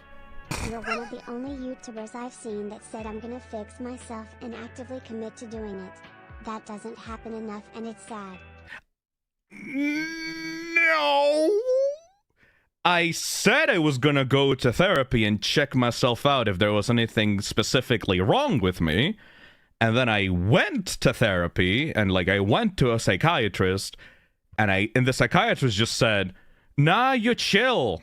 I think you might have autism, though. And that's it. I did not actively try to change my behavior. I guess I'm less, actively mean on Twitter. But aside from that, I've always been this way, you know? I'm just less miserable and less depressed, but not because I want to change how I act. It's just I'm in a better environment, I guess, you know? The Fisnum character development arc is not really that real. It's a good meme, but I've always been like this, I think. I don't know. That's about it, really. Hey, Ultra Luna, thank you for the super chat. I want to do a video game project where I will make a video game version of Final Girl, the board game, and not share it online because of copyrights law. You can just do a fan game, honestly, at that point. Yeah, you totally could. Hey, Aiden, will y'all play Yume 2-Key? It's a fan game. What up with that? What's Yume 2-Key? It's like the super chat said. It's a fan-made sequel to Yume Nikki. It's pretty good. If you end up playing this game and being oh man, Yume Nikki's the best. I need more Yume Nikki content. Then absolutely check it out. It's weird because I've seen people say, Phil, you should play Yume 2-Key specifically, not Yume Nikki. I've gotten multiple dozen suggestions for Yume Tuki specifically, and I don't know why. Like, what's up with that one? It's a really big game, and if I recall correctly, chat, correct me if I'm wrong, I believe that one also has like multiplayer in it. So it's So, like a... And it's like a big collab project. So like it's a big game. But it's Timothy fan-made content. says Yume Tuki has like 3,000 areas. Fuck off. Really? Yeah, it's made to be like a massive like sequel expansion to Yume Nikki, and that's why people have such a strong love for it. It's really cool. If you end up really liking Yume Nikki, you totally could check it out sometime. Have you ever checked it out? I have not played it myself. Mm-hmm. However, I always wanted to because it is so fucking impressive. Do you want to, like, it's a multiplayer thing, right? Do you want to just explore it together on a stream? That would go fucking crazy. You want to do... If like this stream goes well, like, I don't know why it would go badly, but like that could be cool, right? That would be so much fun. Genuinely, if you ever want to do that, I would absolutely be game. I mean, it's October. Like, at any point in October, I'm game, honestly. Hell yeah. 100%. I think Chow Chow in the chat. I love the new avatar, by the way. Festive. Hell yeah. Yeah, it's October. It's spooky month. Go get yourself a Spooky Pumpkin 5 plush on makeshift.com now! 97% funded, by the way. Thank you so fucking much. Holy shit. We're literally just talking. Literally just talking. Hey, Sunspo, thank you for the super chat. I remember I had a nightmare where I kept forcing my eyes open, and every time I thought I was awake, it turned out I was still just dreaming. Yeah, that was the thing that I had, and I wasn't even, like, scared about it. It was just fucking annoying, because I was like, I want to go back to reality now. Please! Free me! I really like the idea of like a Groundhog Day type horror movie where the protagonist isn't scared, they're just really pissed off about it. Literally just like the main protagonist dude from like Groundhog Day is like, what the fuck? Again? Oh, by the way, I'm so fucking sorry. It's already 1 hour and 30 minutes. Have you seen the Until Dawn movie? I didn't bother watching it. I thought it was gonna be shit. Yeah, it released, and I saw a single clip about it on Twitter that was like a dude like sneezing and like exploding in a bed, and I was like, okay, that's why. And Yeah, that's it. I watched the trailers. I'm like, oh, this looks like it has fucking nothing to do with Until Dawn. I'm skipping this movie. Damn. What a shame. Yeah, I really Fuck. didn't bother. And I go to see a lot of horror movies like as soon as they come out in theaters too. Like I am on top of seeing horror films, but I did not bother with Until Dawn. I did not care. Damn. Thank you, Bomberman, for the $2. To be honest, I prefer pepperoni for me. I do like pepperoni. Thank you, Aiden Chapa, for the super chat. Unrelated, but thoughts on Murder Drones? I have not seen it. I still have to see it. Neither have I. Thank you, Undertale Fan Official, the official Undertale fan account, for the super chat. Try game remembers me, Omori. I don't know why. I played Omori in the first season of the channel. It was peak. Thank you, Chriser, for the super chat. Hi, Phil. Hi, Posture. This is the last one, by the way. Hey, Chriser. Hi, Phil. Hi, Pastra. Have you ever tried to have lucid dreams? Also, thanks to your old stream, I bought Dead Space Remake and I'm having blast of a time. Fuck yeah! And yes, I did try to have lucid dreams, and every time I tried, I failed miserably. I have never tried to have lucid dreams. I don't really know if I've ever even experienced one before. That's just been something I've always heard about, but I'm like, does that actually happen? I never experienced this. There was only a single time that I remember specifically having a lucid dream, and it was me when I was a child, when I was in my Ben 10 phase. I was like in a field in the middle of nowhere, and there was no one around me, and I was like, wait, this is a dream. I can do whatever I want. And then I turned into like the blue butterfly thing from Ben 10. Big Chill, that one. And I turned into that one specifically, and then I started flying all over, like, in the fields of, like, nowhere. And then I was like, oh, this is amazing. And then I woke up. You also had a Ben 10 phase as a kid? I think everyone does at some point, honestly. Like, yeah, like... I owned so many Ben 10 toys as a kid, dude. Did you buy the cheap watch that you put on your wrist and it doesn't do any, it just does a cool sound when you hit it, and it like you go like, Yeah. I'm gonna transform, and you hit it as hard as possible until it breaks. Just freaking slam it with my fist. I'm gonna turn into Heat Blast! Oh, it broke. Oh, it broke. No. That costs like my whole allowance. No. My Omnitrix. My Omnitrix, I can't believe it. It's almost like I have been slamming this shit in my palm for like months. Yes. I think at some point every single kid that watches Cartoon Network gets into like a Ben 10 phase. It's super fucking good. I miss loved it. So much growing I miss up. It it. was my favorite thing. Yep. Thank you, Coden, for the super chat. I want to suggest a game for this month, the Letter Horror visual novel. Think of it like Until Dawn, but as a visual novel. I'll put that on the list after the stream's over. Thank you, Coden. Anyways. Is it time?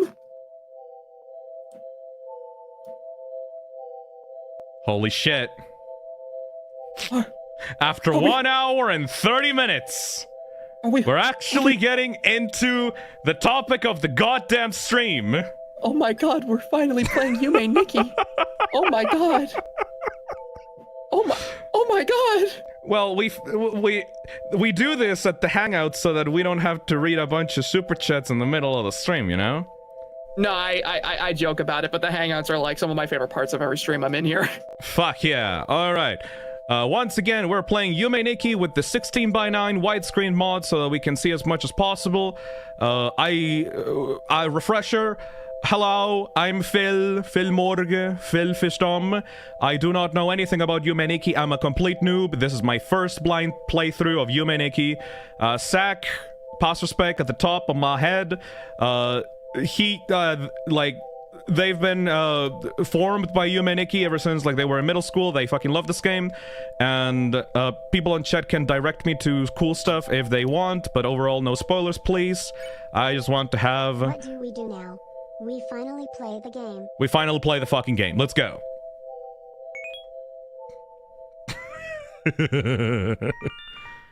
How to play. Bedroom. Get in bed. Dream world. Pinch your cheek. Number key 9? What? Pinch your cheek will let you leave the dream world. Oh, I thought that you just entered it and you were just stuck in there. The idea is that you can enter the dream world, but if you ever get lost or you want to like reset and go through like a different door to explore through, you can just hold 9, reset, and then restart the dream world. Oh. By examining certain spots, you will acquire a new effect to use. Enter key. After using one of these effects, your appearance will change. You can get rid of the effects in the room of doors. What? You can save the game by waking up and checking the desk in the bedroom. Oh, we're just starting immediately. All right. I guess to break it down a little bit, those effects it's talking about, that's your objective. This game is all about exploring the dream world and trying to find those items that you can use to change your appearance. And once you've collected them all, the game considers you to have beaten it. But it's really just an incentive to explore. Right. Wait, so there's literally no ending to it? It's just find everything? The game does have an ending.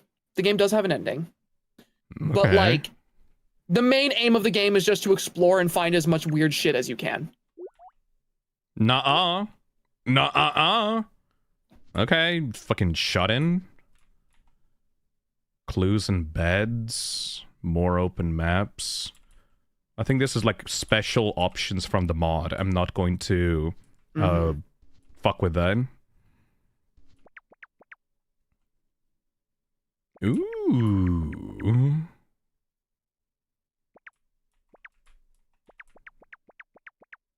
Nice balcony. Nice ominous balcony in the middle of the night. Oh?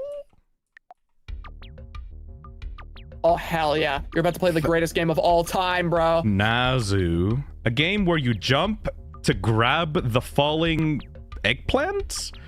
Left and right arrows, move, enter key, jump. This shit's about to be peak, okay? Nazu. You're about to become an addict, okay? All right, here we go. Nazu! Yeah! Is that- Phil, what the fuck was that? Phil, what the fuck was that? I wanted to see what happens if it does. You wanted to know what happens when you lose in Nazu? You lose. It's Nazu, bro. Everyone knows Nazu. This is cute. Yeah. Yeah. Yeah. Yeah. This is what I'm talking about. Should just eat eggplant all day. Nazu. Oh, what? Watch out! Watch out! Phil, what the fuck? That's cute. Oh, that's like a really cute like NES type game. All right, I guess there's nothing else to do. Time to go to sleep. Because the whole point of this game is to sleep, I guess.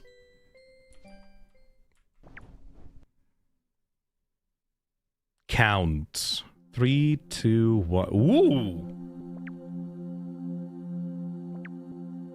Okay. Ominous as fuck. Welcome to the dream world.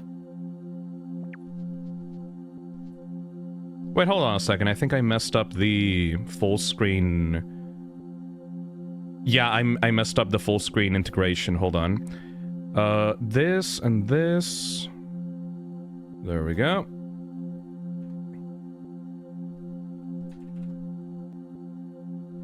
Let me check it out. There we go. Now it covers the whole screen. Perfect. Perfection. I guess we're in the dream world now. Oh, hello. Weird Eye. The The Sinister Roaring Knights. Eye. The roar. No. Oh. All right. So this is the door world. Think of this like your central hub. All of these doors lead to one of the main worlds that's guaranteed, and you can find more worlds within those worlds. Oh, so B3313. Yes. Oh, So- that's why people were fucking. Oh. So What's- each of these doors leads to a completely unique world, and you'll be able to find layers within those worlds. So I guess for starting things out, just pick the door that looks most interesting and see what you find. Interesting. What's up with the background to this? What is this weird, like, Aztec, like, drawing things? Weird. It's really strange, and you're gonna see a lot of it. It's a running theme in the game. Okay. I guess I'm just gonna pick whatever door I feel like and then go clockwise from there. Mm-hmm. I like the purple. You can start with You the like purple. the purple? I like Okay. the purple. Okay. Oh. All right, welcome to the Nice. snow world. Oh, the music. This game has one of my favorite soundtracks of all time. Oh, hello. Oh, Who are your you? first NPC. Hello. Can you talk to them? No? You can interact with them.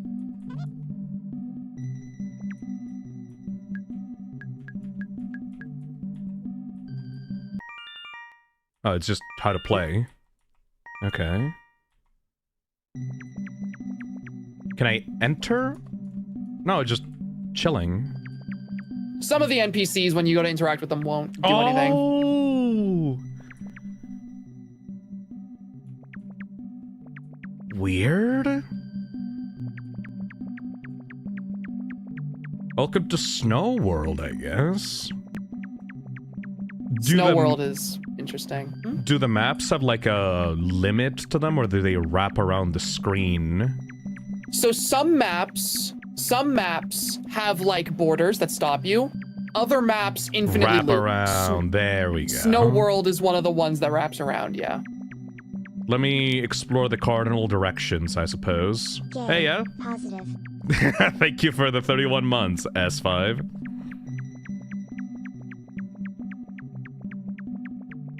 Is there a way to, like... This sounds so stupid to say, but, like, is there, like, an upgrade to, like, dash or, like, run? Or, like, am I stuck with this, speed? There actually is an item that you can get that will increase your mobility. This Nice. and B3313 are some of my favorite experiences of all time. So What? I hope you find something that makes your experience wonderful. Thank you, Vastoon. Yuki So- Ona. That's a lady... a snow lady. And this is your first collectible item. What? So, like I said, your objective in this game, I say it very loosely, is to find and collect a bunch of special items to fill up your inventory. That is your first one. So when you equip that, it'll change Madatsuki to look like that. Become the snow woman. Oh, And now you look like that. hello. Cool. I became a Yuki Ona.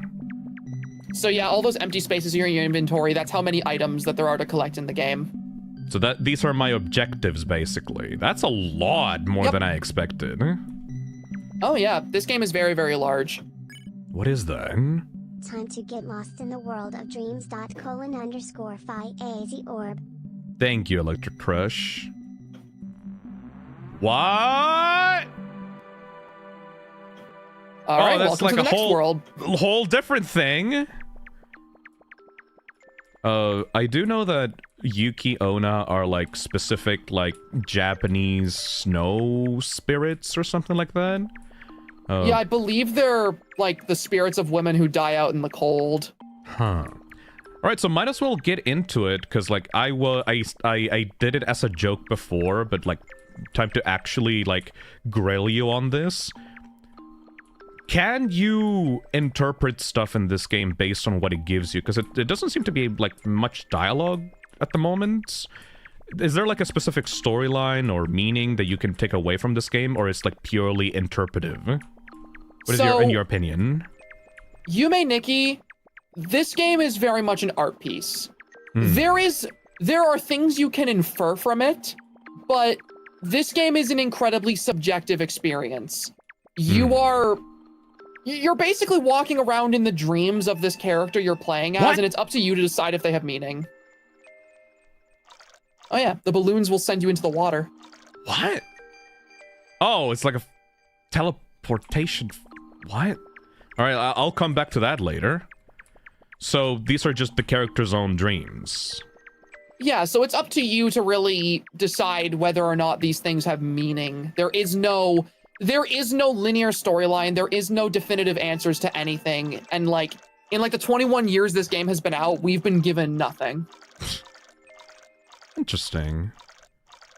I do know specifically that Kikimura, the creator of Yume Nikki, has never talked about the details to this game, has never given any serious interviews. The only interview that they decided to conduct was with Toby Fox, and the entire interview is just a series of yes or no questions, so there's not much details that you can get out of it.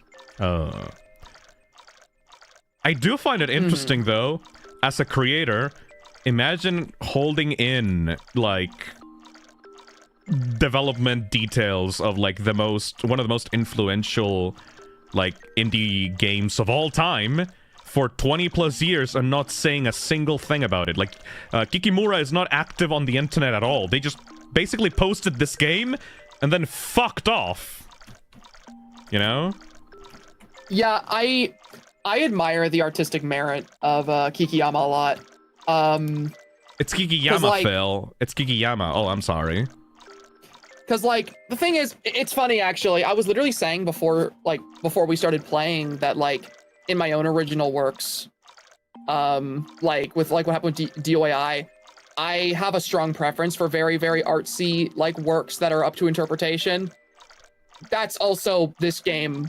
That's also this game's influence, I think, on my taste. Cause like, I think Nope. there's something so cool Hi, Phil and Pastra. What Hello, is call me your Ghost. thoughts on Scooby-Doo on Zombie Island? I like What it. got me interested in horror as a kid. It's a silly movie that I like a lot. Please continue. I loved it as a kid. But like, I admire the shit out of this game for the fact that it was made to be this like super abstract interpretive piece of art, and Kiyama in the years since the game came out has never done anything to take away from that original vision. I respect It just the continues hell to out be of this that. like, it just continues to be this weird interpretive piece. And I honestly just wish there was more games like this, because like, you know, I understand that this isn't like a super mechanically complex game or a game where it's like, oh, the gameplay of Yume Nikki, but I adore games so much where the entire thing is you're just given this giant expansive world. You're not really given any answers, and it's just explore, see what you find. Oh, hello. Also, say hello to Poniko. Can I not talk to So- him? Hold on. So with Poniko, actually, this house where Poniko lives is actually the first time where I'm going to be telling you something I specifically want you to do. Okay. Can I talk to you? You can Hello? interact. You cannot talk to her, but if you look over at the wall, there should be a light switch. You can actually interact with the light switch. Oh. Now, let me remind myself specifically, but there is a cool little secret you can find in here from messing around with the light switch, and I want to double check what that is, because I think you'd really like it. Okay. So let me just do that real quick for you.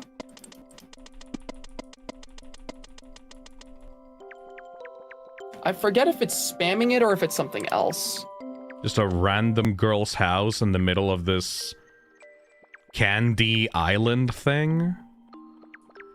Dude, the music to this game. I just refreshed myself on it. So what you want to do, Phil, Mhm. go into the house, turn off the lights, leave, and then come back in and just keep doing that. Okay. Yeah, just keep doing that. Is it like a fucking Eggman Easter egg thing? Where like You'll know when it happens.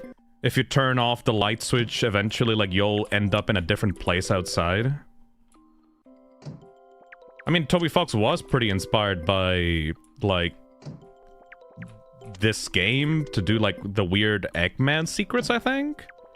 Mm-hmm.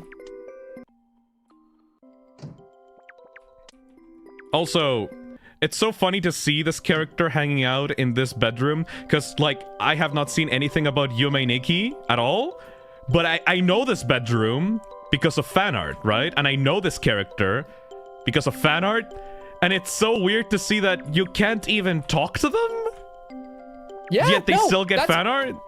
That's the beautiful thing about this game and its characters, is that, like, none of them interact with you. They don't say or do anything. But these characters are Weird. super iconic. Like, my favorite character in this entire game says nothing. Is there even any dialogue at all, then? Nope, no dialogue at all. Huh.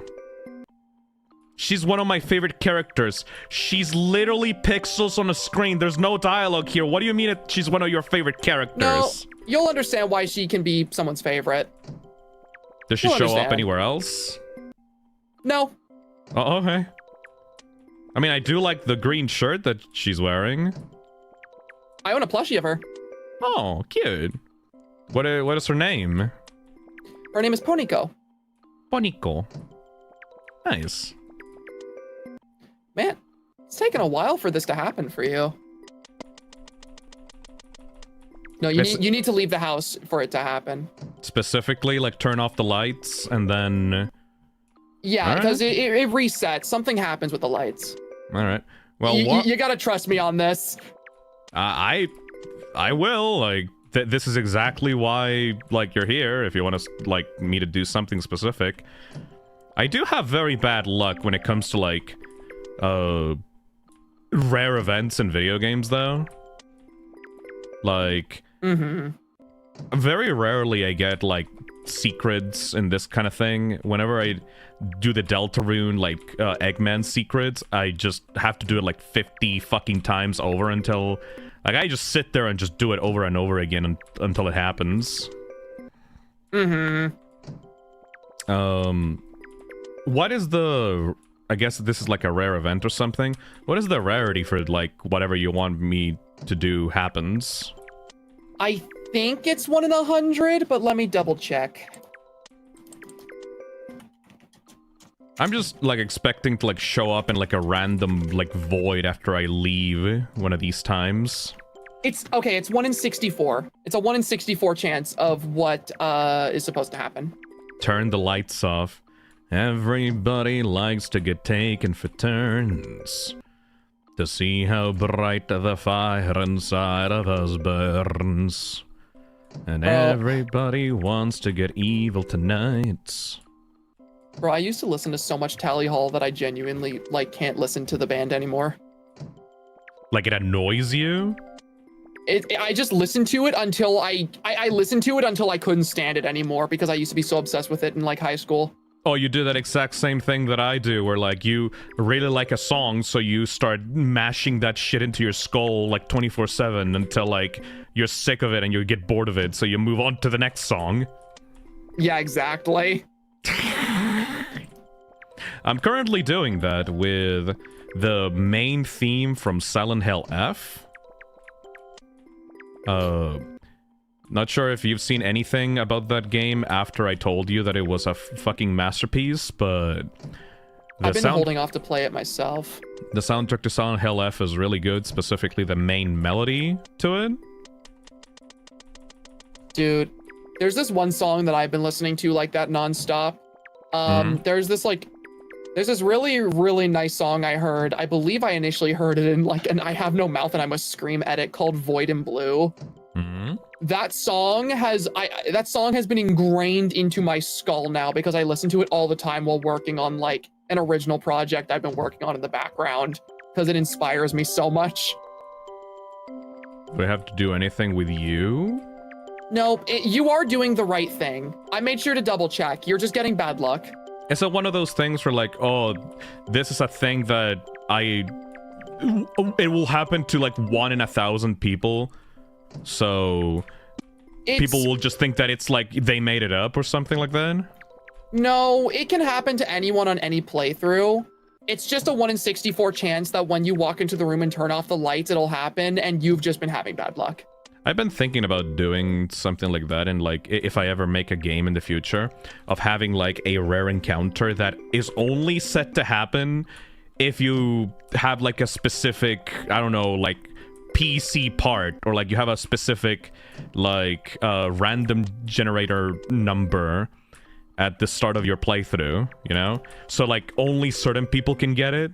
So it like people will go crazy trying to find it, or will like tell others that they're like making it up. Like it's a hoax, you know? I love the idea of making a hoax creepy event for like a game, you know? Yeah, that's really cool.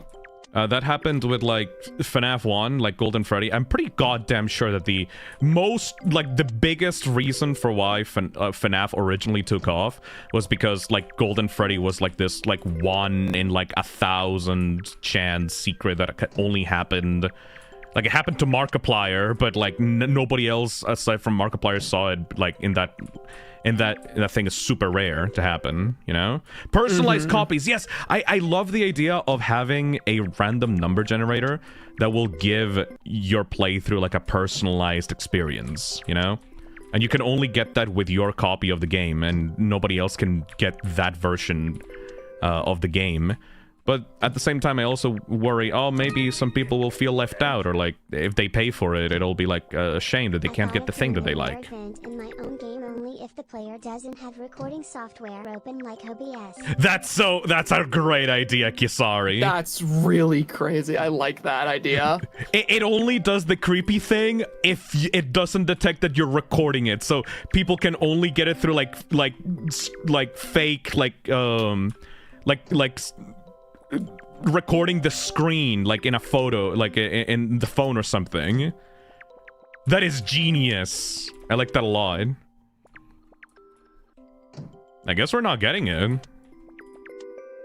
I really want you to get this though. I really, really do. Doki Doki did that. No, like Doki Doki like changed some character dialogue depending on if you were recording it or not. But having like denying someone the ability to record a creepy sighting would be so cool, and it would make people sound so fucking paranoid. Like something that is guaranteed to happen, but only if the computer detects that it's not recording it. Apparently, someone says, wait outside 5 seconds each time. Is it like a random... I don't think that affects it. Does it like affect the random number generator or something? Costar says, this took me like 5 to 10 minutes. Keep it up. Really testing my ADHD over here.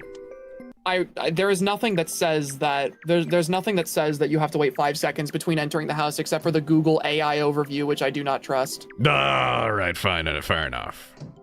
Nowhere else says you have to wait 5 seconds. I think you should spam the light switch a bit more for each time you enter the house. No, that won't help either. Chat, I appreciate your help. I appreciate your help, chat, but like nothing you guys have said has been correct. I like that a lot. I like that the playground rumors of how to be able to get the thing. Genuinely, literally all it is you go in the house, you turn off the lights. If it doesn't happen, leave and try again. Like everything else chat is saying is not true. That's so cute. I like the idea of because like this kind of stopped happening after the internet became really popular. I was the type of kid that like loved to go through game facts and like forums for like GTA San Andreas and like see people wildly speculating about secrets and Easter eggs in like my favorite video games, right? We must pray to RNGesus. Thank you, Ultra.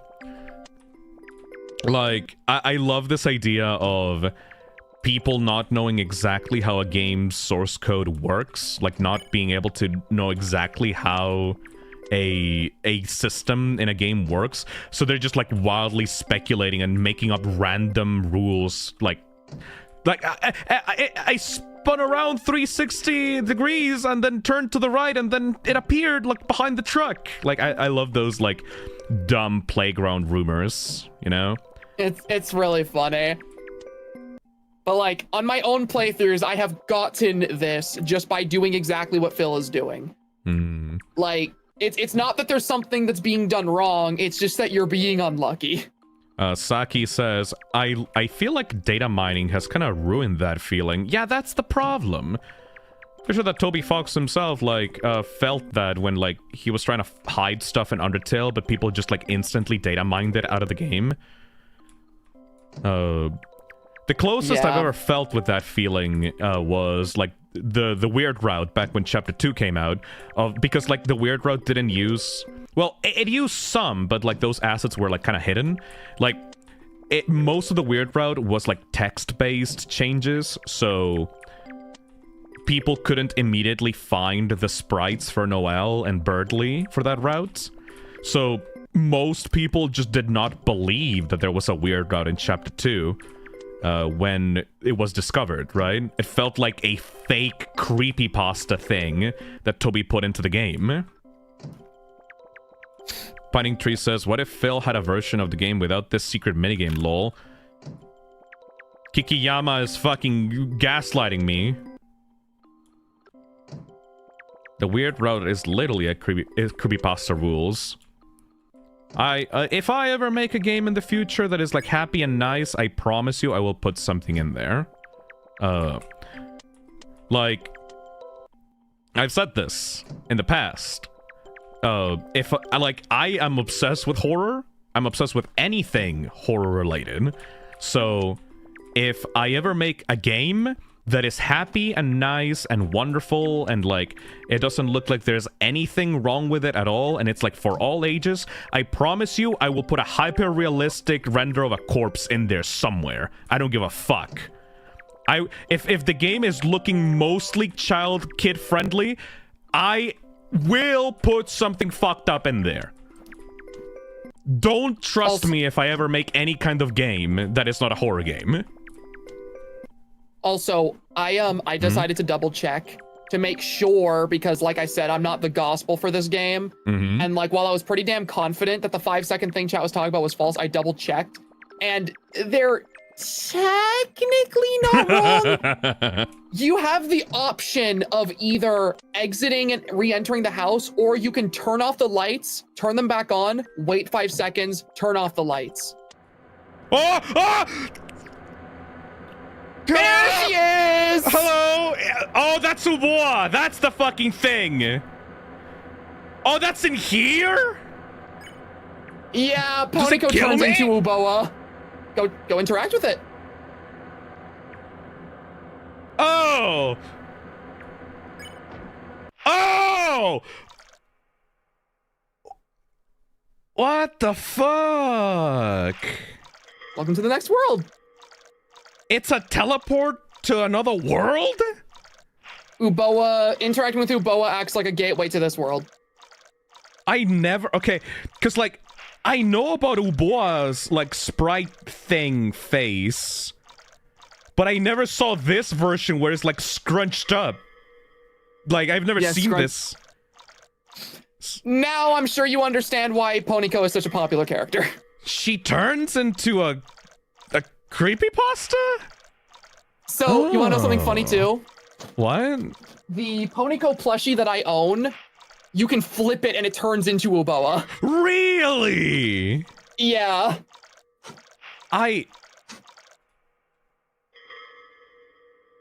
Oh, why? What is this? I mean, I guess you're supposed to interpret it, I guess. That's so fucking random, man. If you'd like, I can give you the names for some of these worlds you're taken to, by the way, because all the worlds have names. I would appreciate that a lot, actually. What is this called? The demon world? This world you're currently in... Never had a weird dream, huh? No, the fact that it's seemingly so random and weird, like, why? Why am I walking through, like, weird white water? What the fuck? And yeah, like, I tried that, like, 100 times? Very little people would be able to, like, see this. What the hell? And also, yeah, I guess to like finish explaining what I was saying earlier, the 5-second thing Chow was talking about wasn't untrue, but it was a less efficient method than what I was suggesting, because the idea is that your chances of summoning Uboa, there's a 5-second interval when in the house where spamming the lights won't work, so Uboa won't spawn. So you can either turn off the light, wait 5 seconds, turn off the light again, or you can just leave the house and try again, and that's way quicker. Why is it like... It looks like it's in pain, huh? Yeah, its face is all scrunched up. Also, I'm trying to find the name of this world. It's not showing up on the list of locations I have here. It's a loop. I don't think I can leave this world. So, remember how I said sometimes you'll end up getting, like, stuck and you can hold 9 to reset and explore new worlds? Right. This is one of those worlds that comes in handy. Time to pinch my cheek. Huh. The name, apparently, according to Nothing But Out, the name is Uboa's Trap. So Uboa doesn't kill you, but it sends you into here. Yeah. So, yeah. I literally, right as that person said that, I found it. It is called Uboa's Trap. Huh. So, this is one of the areas that once you're here, you're stuck. You can't get out of this place. Interesting. Thank you, Voslo, for the €2. All right, time to wake ourselves up then. You literally pinch your cheek and like the sprite. That's so cute. Huh. Interesting parallels there with Gaster's fun value chances. So here's my theory that Uboa is actually green because... Oh my god. Zach? Mm-hmm. Do you know about Greenster? Do you know? I was exposed to the entirety of friend Twitter on Deltarune. Yes, I know about Greenster. But do you know how deep it actually goes? I haven't explored how deep it actually goes because I'm still recovering from the friend fucking iceberg, but I know about it. I thought it went deep, and I did not realize how deep it actually went. You'll do that later, cause you're gonna get a fucking aneurysm with Greenster.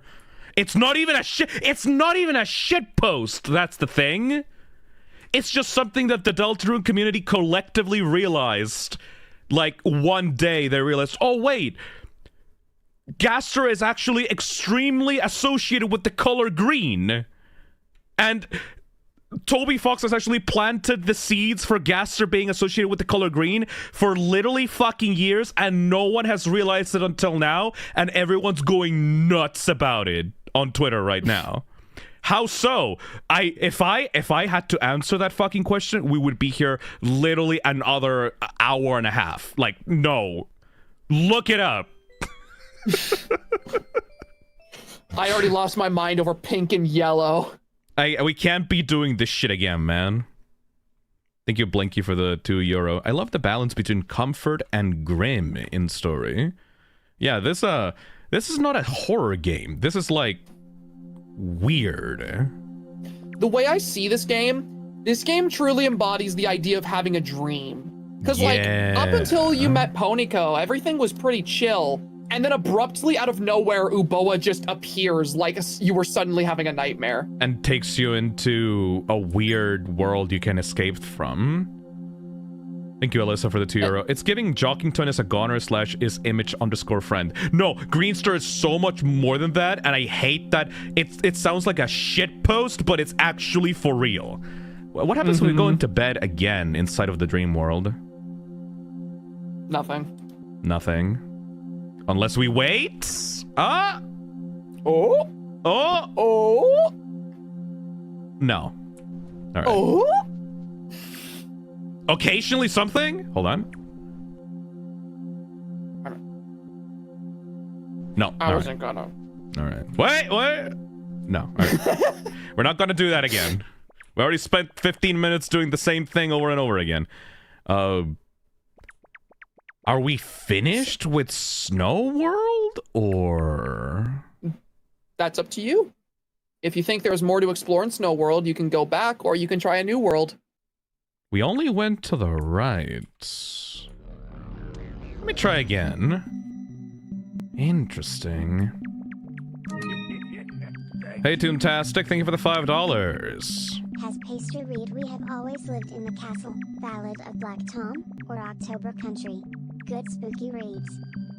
I have not, but I will add those to my reading list.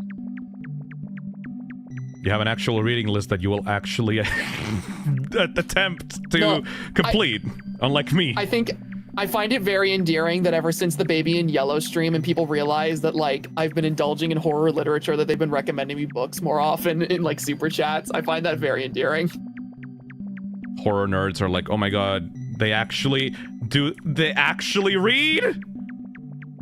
Oh my god, this guy actually reads. The entire reason I'm even like so interested in horror reading in the first place is because I really got my start as like a horror fanatic with creepypastas. I'm gonna be so real, like. Oh my god, what the fuck is that? A bed.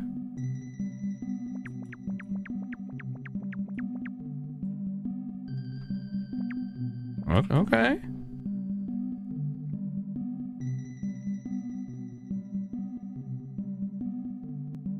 Okay. You comfy? Does transforming into the Yuki Onna do something?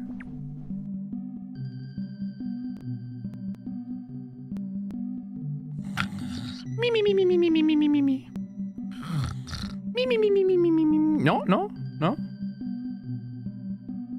Oh my god, Phil's right. This green Gaster theory is a rabbit hole. I'm not fucking with you. It's real. Alright. I guess we might as well continue being the Yuki Onna in this level since we find out the transformation here. Interesting. Is this... Yeah, see, I'm having legitimate trouble finding everything in the map because of the wraparound. And, you know... we're back here. That's a pretty, like, deliberate thing. You don't have to find everything, you know? Yeah.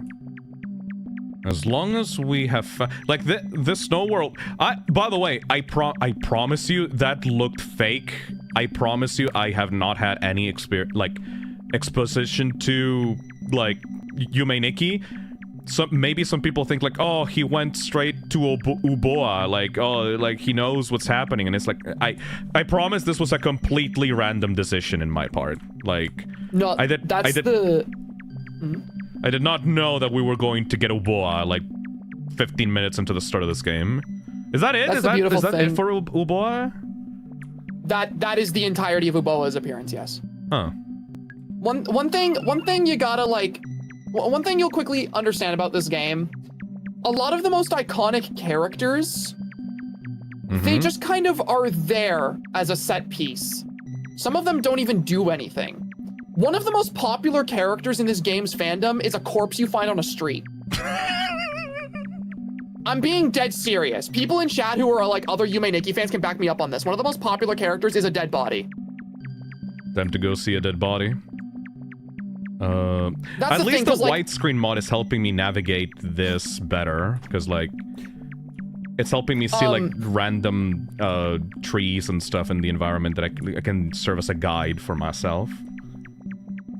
But like that whole thing and like your shock at that, I think that's kind of the beauty of this game and why I adore it so much.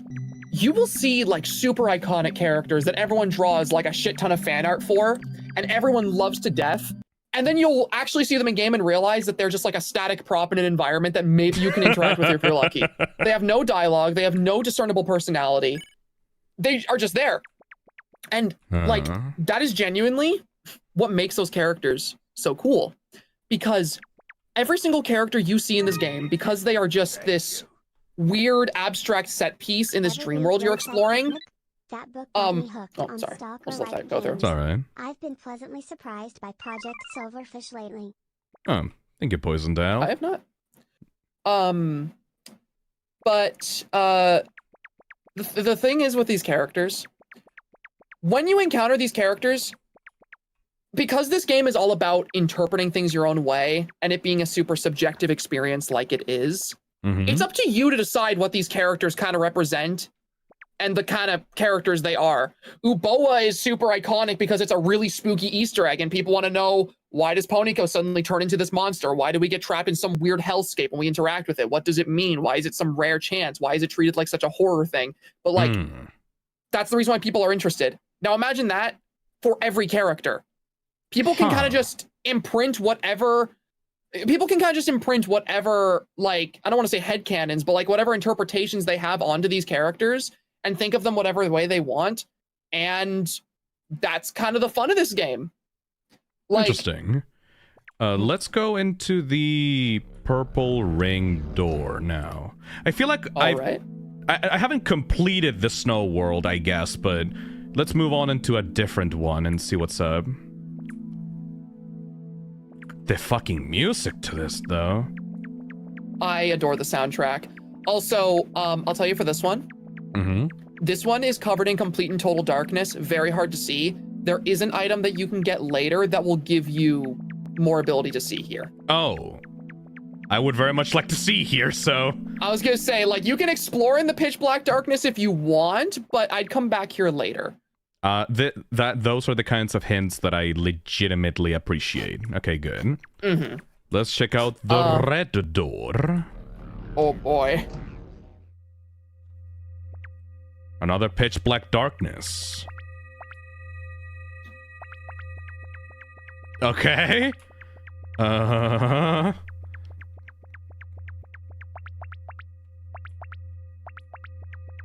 Puddles.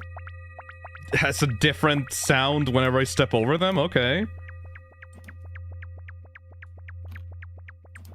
Weird.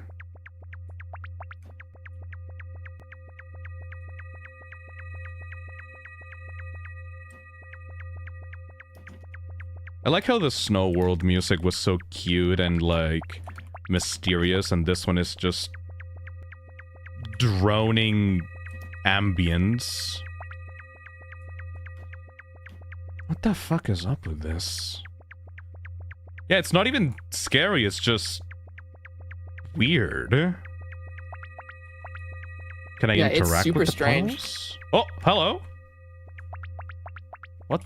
Hello?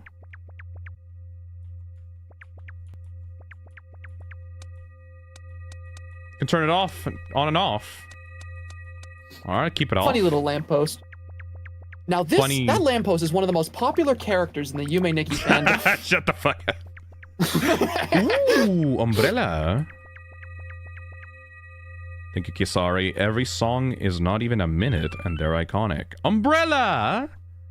No, I literally have a I have a playlist on Spotify that I listen to for art inspiration, and like Aww. so much of it, I'll say there's a really cute one that you can get. But like so much of that art playlist I have to inspire me is the Yume Nikki soundtrack. Like when I say that this game deeply inspired me as an artist, I don't just mean like in terms of visual art. This game inspired every facet of my like career as an artist. Ooh. Ooh. Ooh.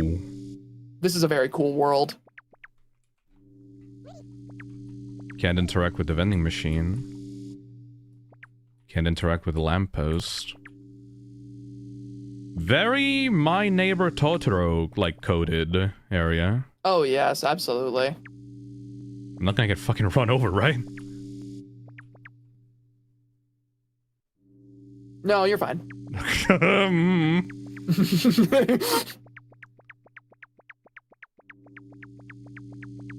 Yeah, I can see why people are saying that this is very, like, very similar to B3313 in spirit. That's why I liked B3313 when we played that so much, you know? Like, Because it's, like, there's no... I mean, I guess there's meaning. Every single piece of artwork has some kind of meaning, or, like, what it means to the author, but... I love how it just doesn't tell you. It's just... This is what I made. What do you think of it? I love so much just this feeling where, like, the entire game is just wanting to know what else is there.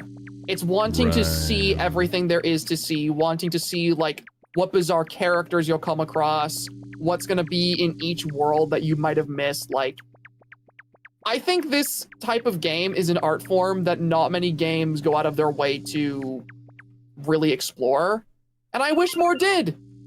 Because, like, hell, if I was a game developer, this is the type of shit I'd want to make.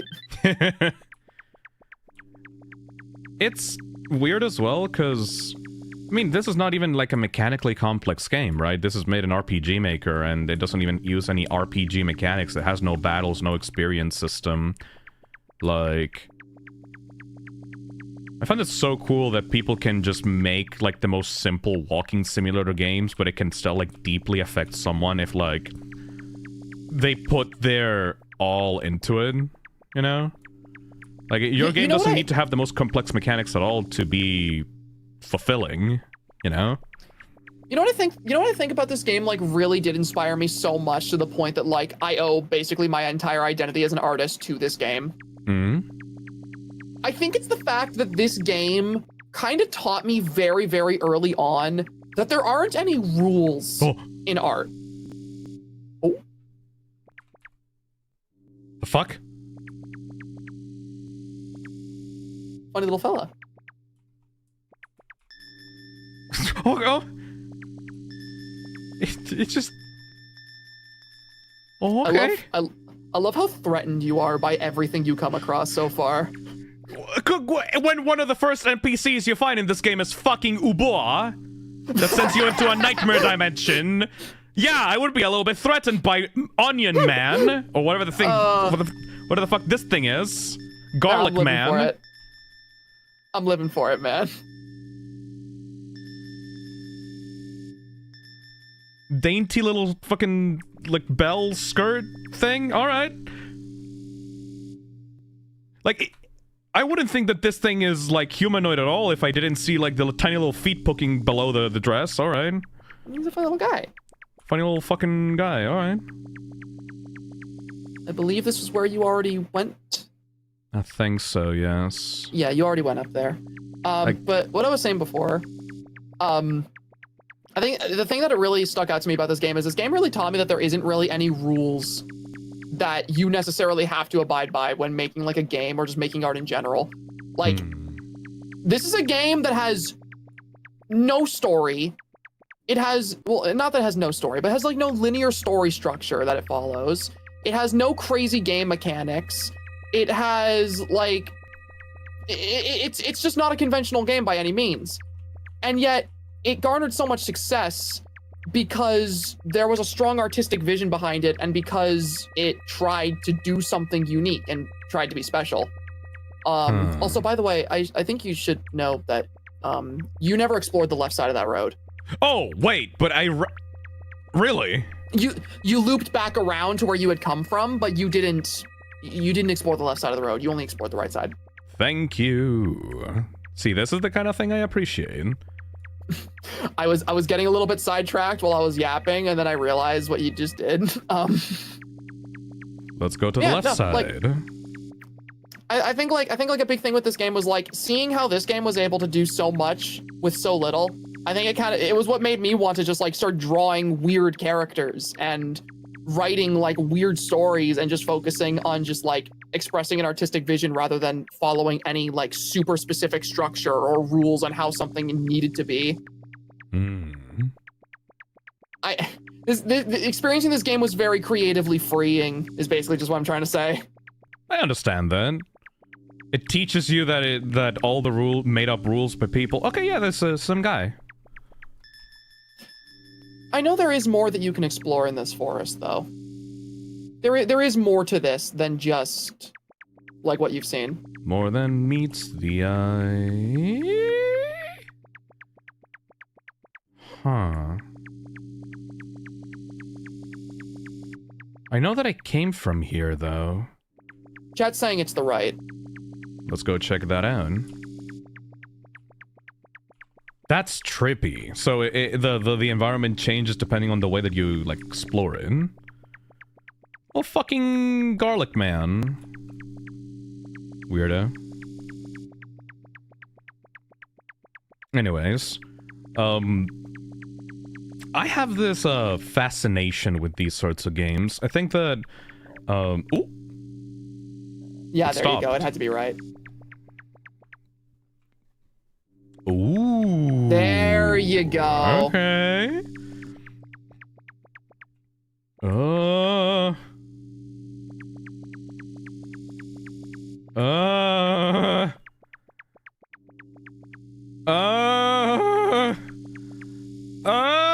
Getting angrier and angrier.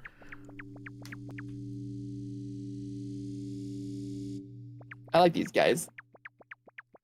Every time I play a game like that inspired Toby Fox, I can just see, oh, this is the bit. This is the bit that he stole for Undertale. The bit where the child with an umbrella walks around and sees creepy stuff in the distance. I'm not literally calling him out. I'm like you know, but like it's so funny seeing like a creator and seeing like their direct inspirations, like either conscious or unconscious, that they put into their work, you know? I mean, like, you're literally sitting in call with somebody where, like, every single time I look at something in this game, I go, oh, hey, that inspired that art piece I made. Huh. Can I interact with this one? No, I guess it's just... Let's go to the left, I guess.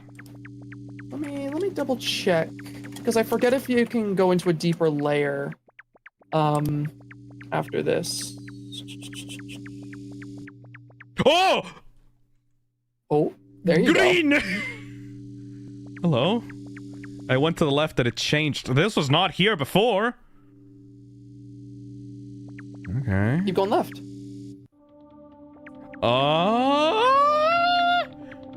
Did you see what happened?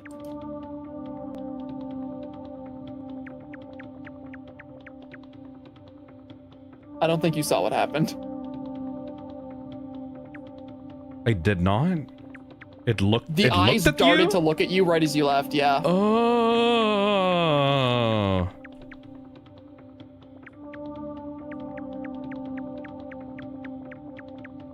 Oh, this makes me uncomfortable.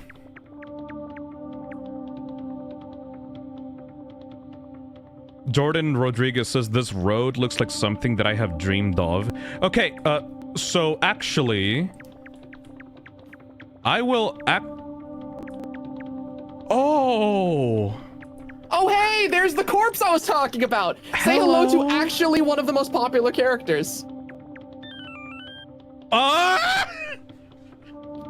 Traffic light? This character, I'm being dead serious. His name is Corpse Son. That is his name. Change into traffic light. What the fuck? You're now a traffic light. Oh.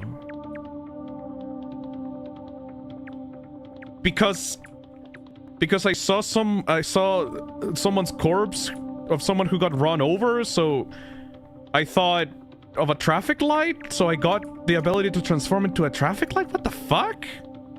You are now a traffic light. Are these like purely aesthetic, like visual changes, or they actually do something? So some of them are purely aesthetic.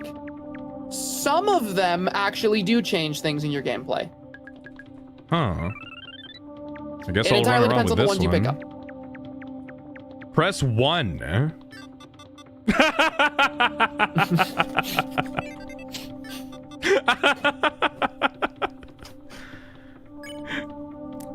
This is literally me if you even care. That's cute. Oh. This world makes me uncomfortable.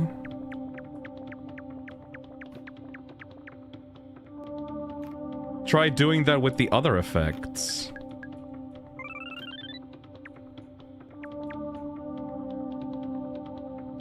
Does nothing with the Yuki Onna. Does... Oh! She like spins it around. That's so It's really fucking cute. silly. Okay.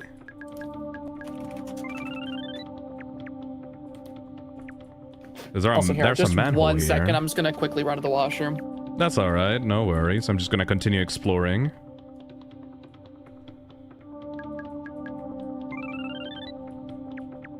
I also like that some of these effects, like, change, like, overlay, like, effects on the screen. Like, it's snowing if you put on the Yuki Onna outfit, but it rains when you put on, like, the umbrella thing. It's really trippy, because, like, it really does feel like a dream, because if you... Usually in a dream, if you think something will happen, it usually makes it happen. You know what I mean? So putting on a specific costume for your character or holding a specific object changes the dream world in a specific way. Jordan Rodriguez says, the music doesn't help. It makes it feel like a monster is going to appear. Yeah, fucking weird. Use the traffic light on Corpse San. What the f... I like that it's literally called Corpse... Sir Corpse.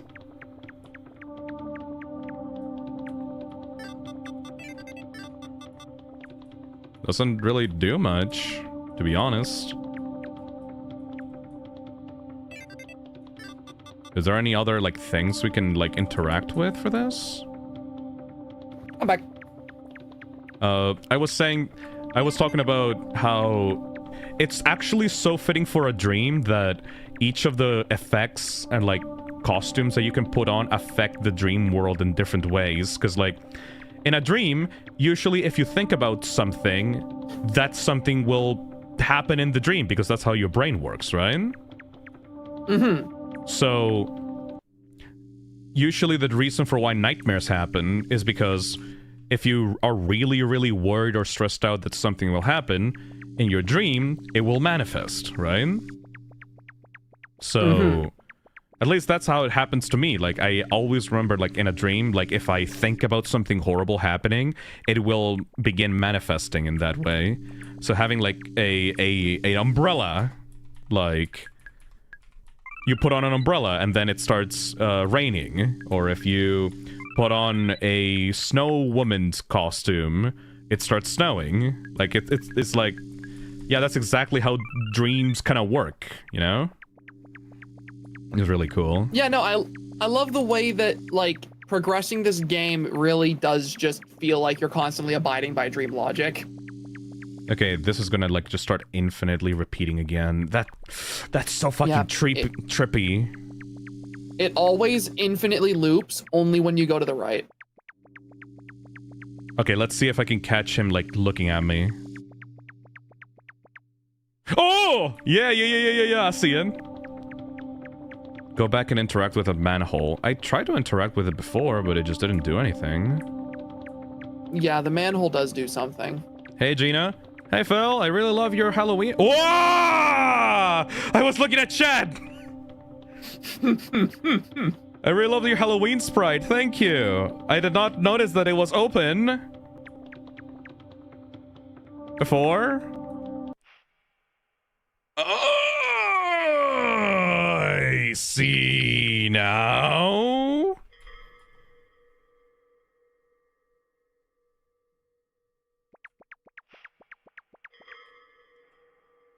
Oh! Oh.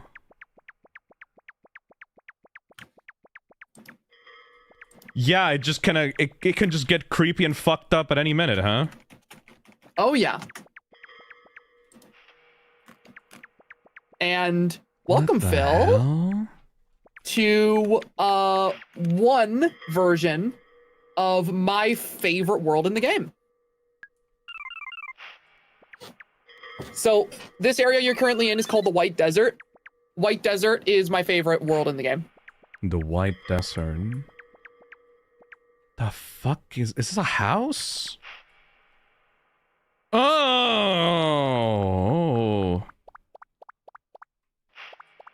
Okay, I'll explore that later.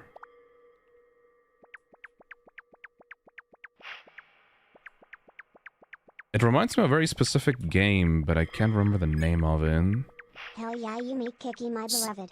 Thank you, Keyboard Smash, for the 32 months. So, a fun fact about this place. Mhm. The White Desert is split into 3 different variations of itself. And you've already been to one, actually, because Uboa's Trap is one variation of the White Desert. Oh. What you're currently in, I believe, is White Desert B. Hickey, sorry, I would live in the White Desert. It seems chill. I don't like it. I don't like it! Oh, why is it bleeding from its nose? Is that a Buddha?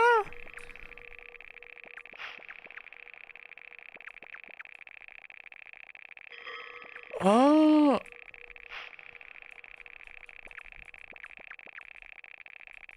What is it doing? Try the traffic light on this one.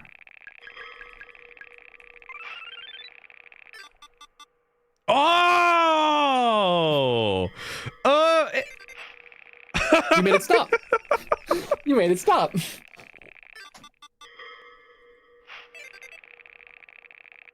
Oh!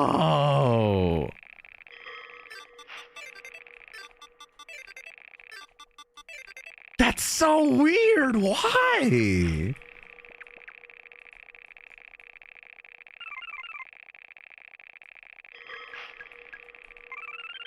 I really like the umbrella.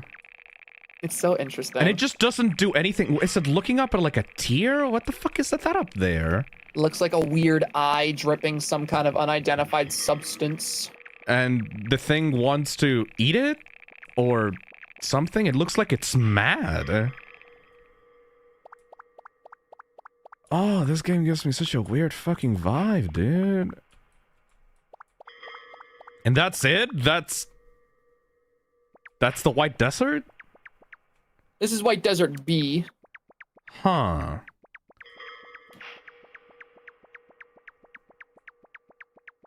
Feels like another dead end. Alright, let's go back. And see if we can explore something else. Does anything in this game hurt you? Well, I don't fucking know that. It doesn't seem like it would be to the like atmosphere of this game to present you with an actual enemy though. Like Uboa didn't even chase you. If you saw that interaction, like it just kind of stood there, and if you chose to interact with it, it took you somewhere not nice. It didn't even kill you, it just trapped you in that section of the game. There's like this extra part of the level there, and I can't get to it because I can't move the traffic cones. I can't move the traffic cones. So, another cool thing, by the way. Mm-hmm. That version of the White Desert that you were just in, White Desert B, there's actually multiple places you can access in that one area, but where you access depends on where you're coming from. So that room with like the quivering jaw monster, Yeah. that's one place in the White Desert that you were able to access because you specifically went through the manhole cover. Oh. If you were to enter White Desert B from a different world, then you'd be able to access a different part of it. Huh. All right, we've reached the end of this. I guess, like, let's pinch ourselves and try out another area? Sure, go right ahead. Huh. But there is a variation of the White Desert that is my favorite area in the game, and it's where you'll meet my favorite character in the game. All right, let's try another door. How many abilities have you uncovered? I've gotten Umbrella, Traffic Light, and Yuki Onna. So barely anything, really. Turn on the TV until you get something. I mean, I got an eye. Is there a different thing in the TV? Oh! Well, yes, there is something different in the TV.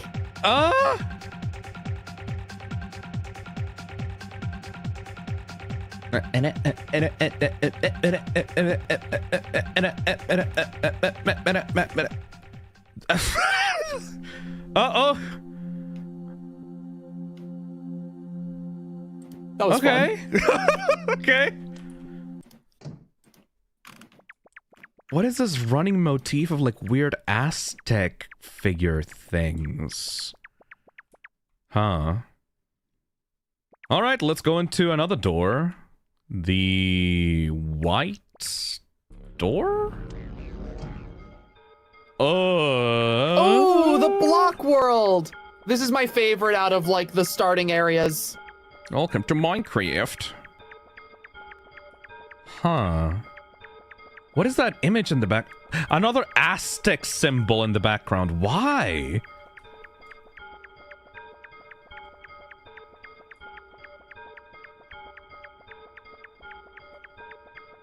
This is so fucking... Bathroom?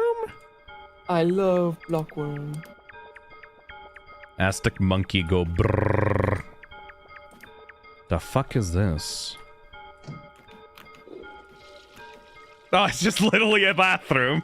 It's a bathroom. Careful, Marutsuki. Don't go into a bathroom while you're dreaming, Marutsuki. It's a trap. Can I go into like a house? Is this a house? What the hell? Whoa! Hello? What? What? You're a teleporter? He took you to the object. What? No, wait. Wait. No, come back. Shit. I thought it was gonna teleport me back to where I was before. Oh, I wanted to see where... Ah! Where the fuck did you leave me? Back in here. Okay, I'm back in here. I'm back on the left side. Come back. I want to see where that led. Hey, these are not... I thought these were like houses I could go into. Is this like a Torii gate? Made out of blocks? Come back, motherfucker.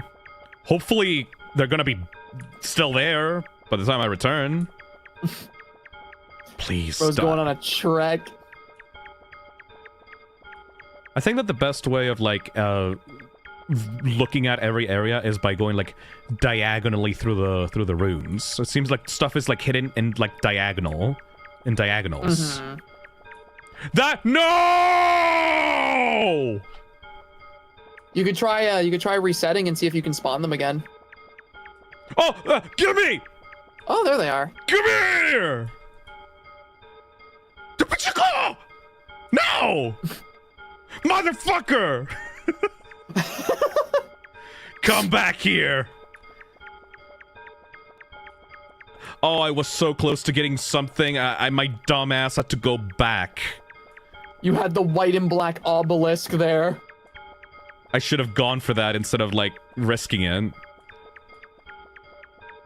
I want to see what the white and black obelisk does. Come on, asshole. Don't leave me hanging. It seems that it spawns around. Yeah. Gimme. No! Where are you taking me? Come on. Motherfucker! I don't think I can get into the white and black obelisk without that thing's help. Yeah, you can't access that unless you get teleported. Huh. This is very trippy and I love it. Also, come back to Shell Thing. What?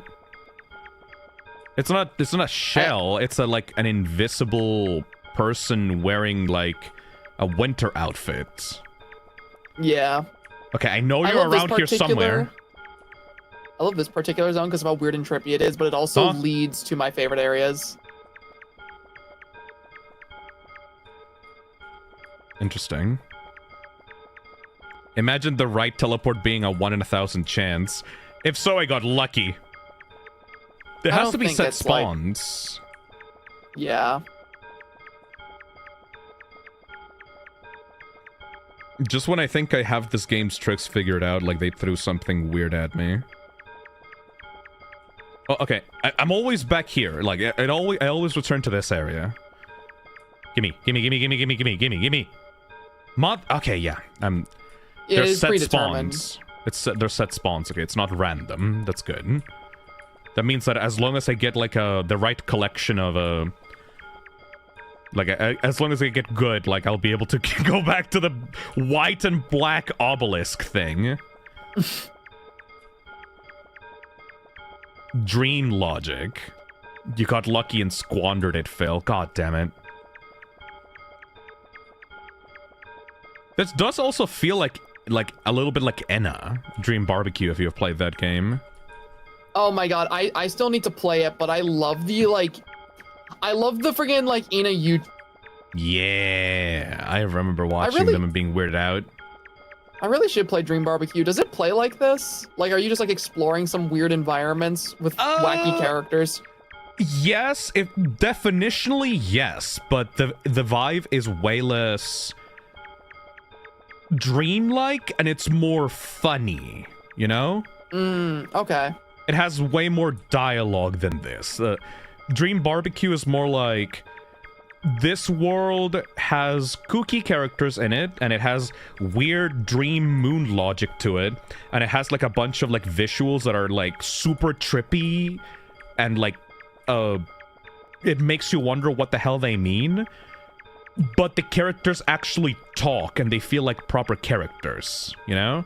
Like, it feels like they live in this world properly, even if you don't know the exact rules for it. You're... What? Where am I? You cursed out the Hat Man, so he sent you to block hell. What? I definitely should play the game. I do really like just the design of Ina herself. Like, I am Dracula. Yeah, exactly, Matrix. Like, basically, Zach, imagine... What the hell? Oh, that's the bed!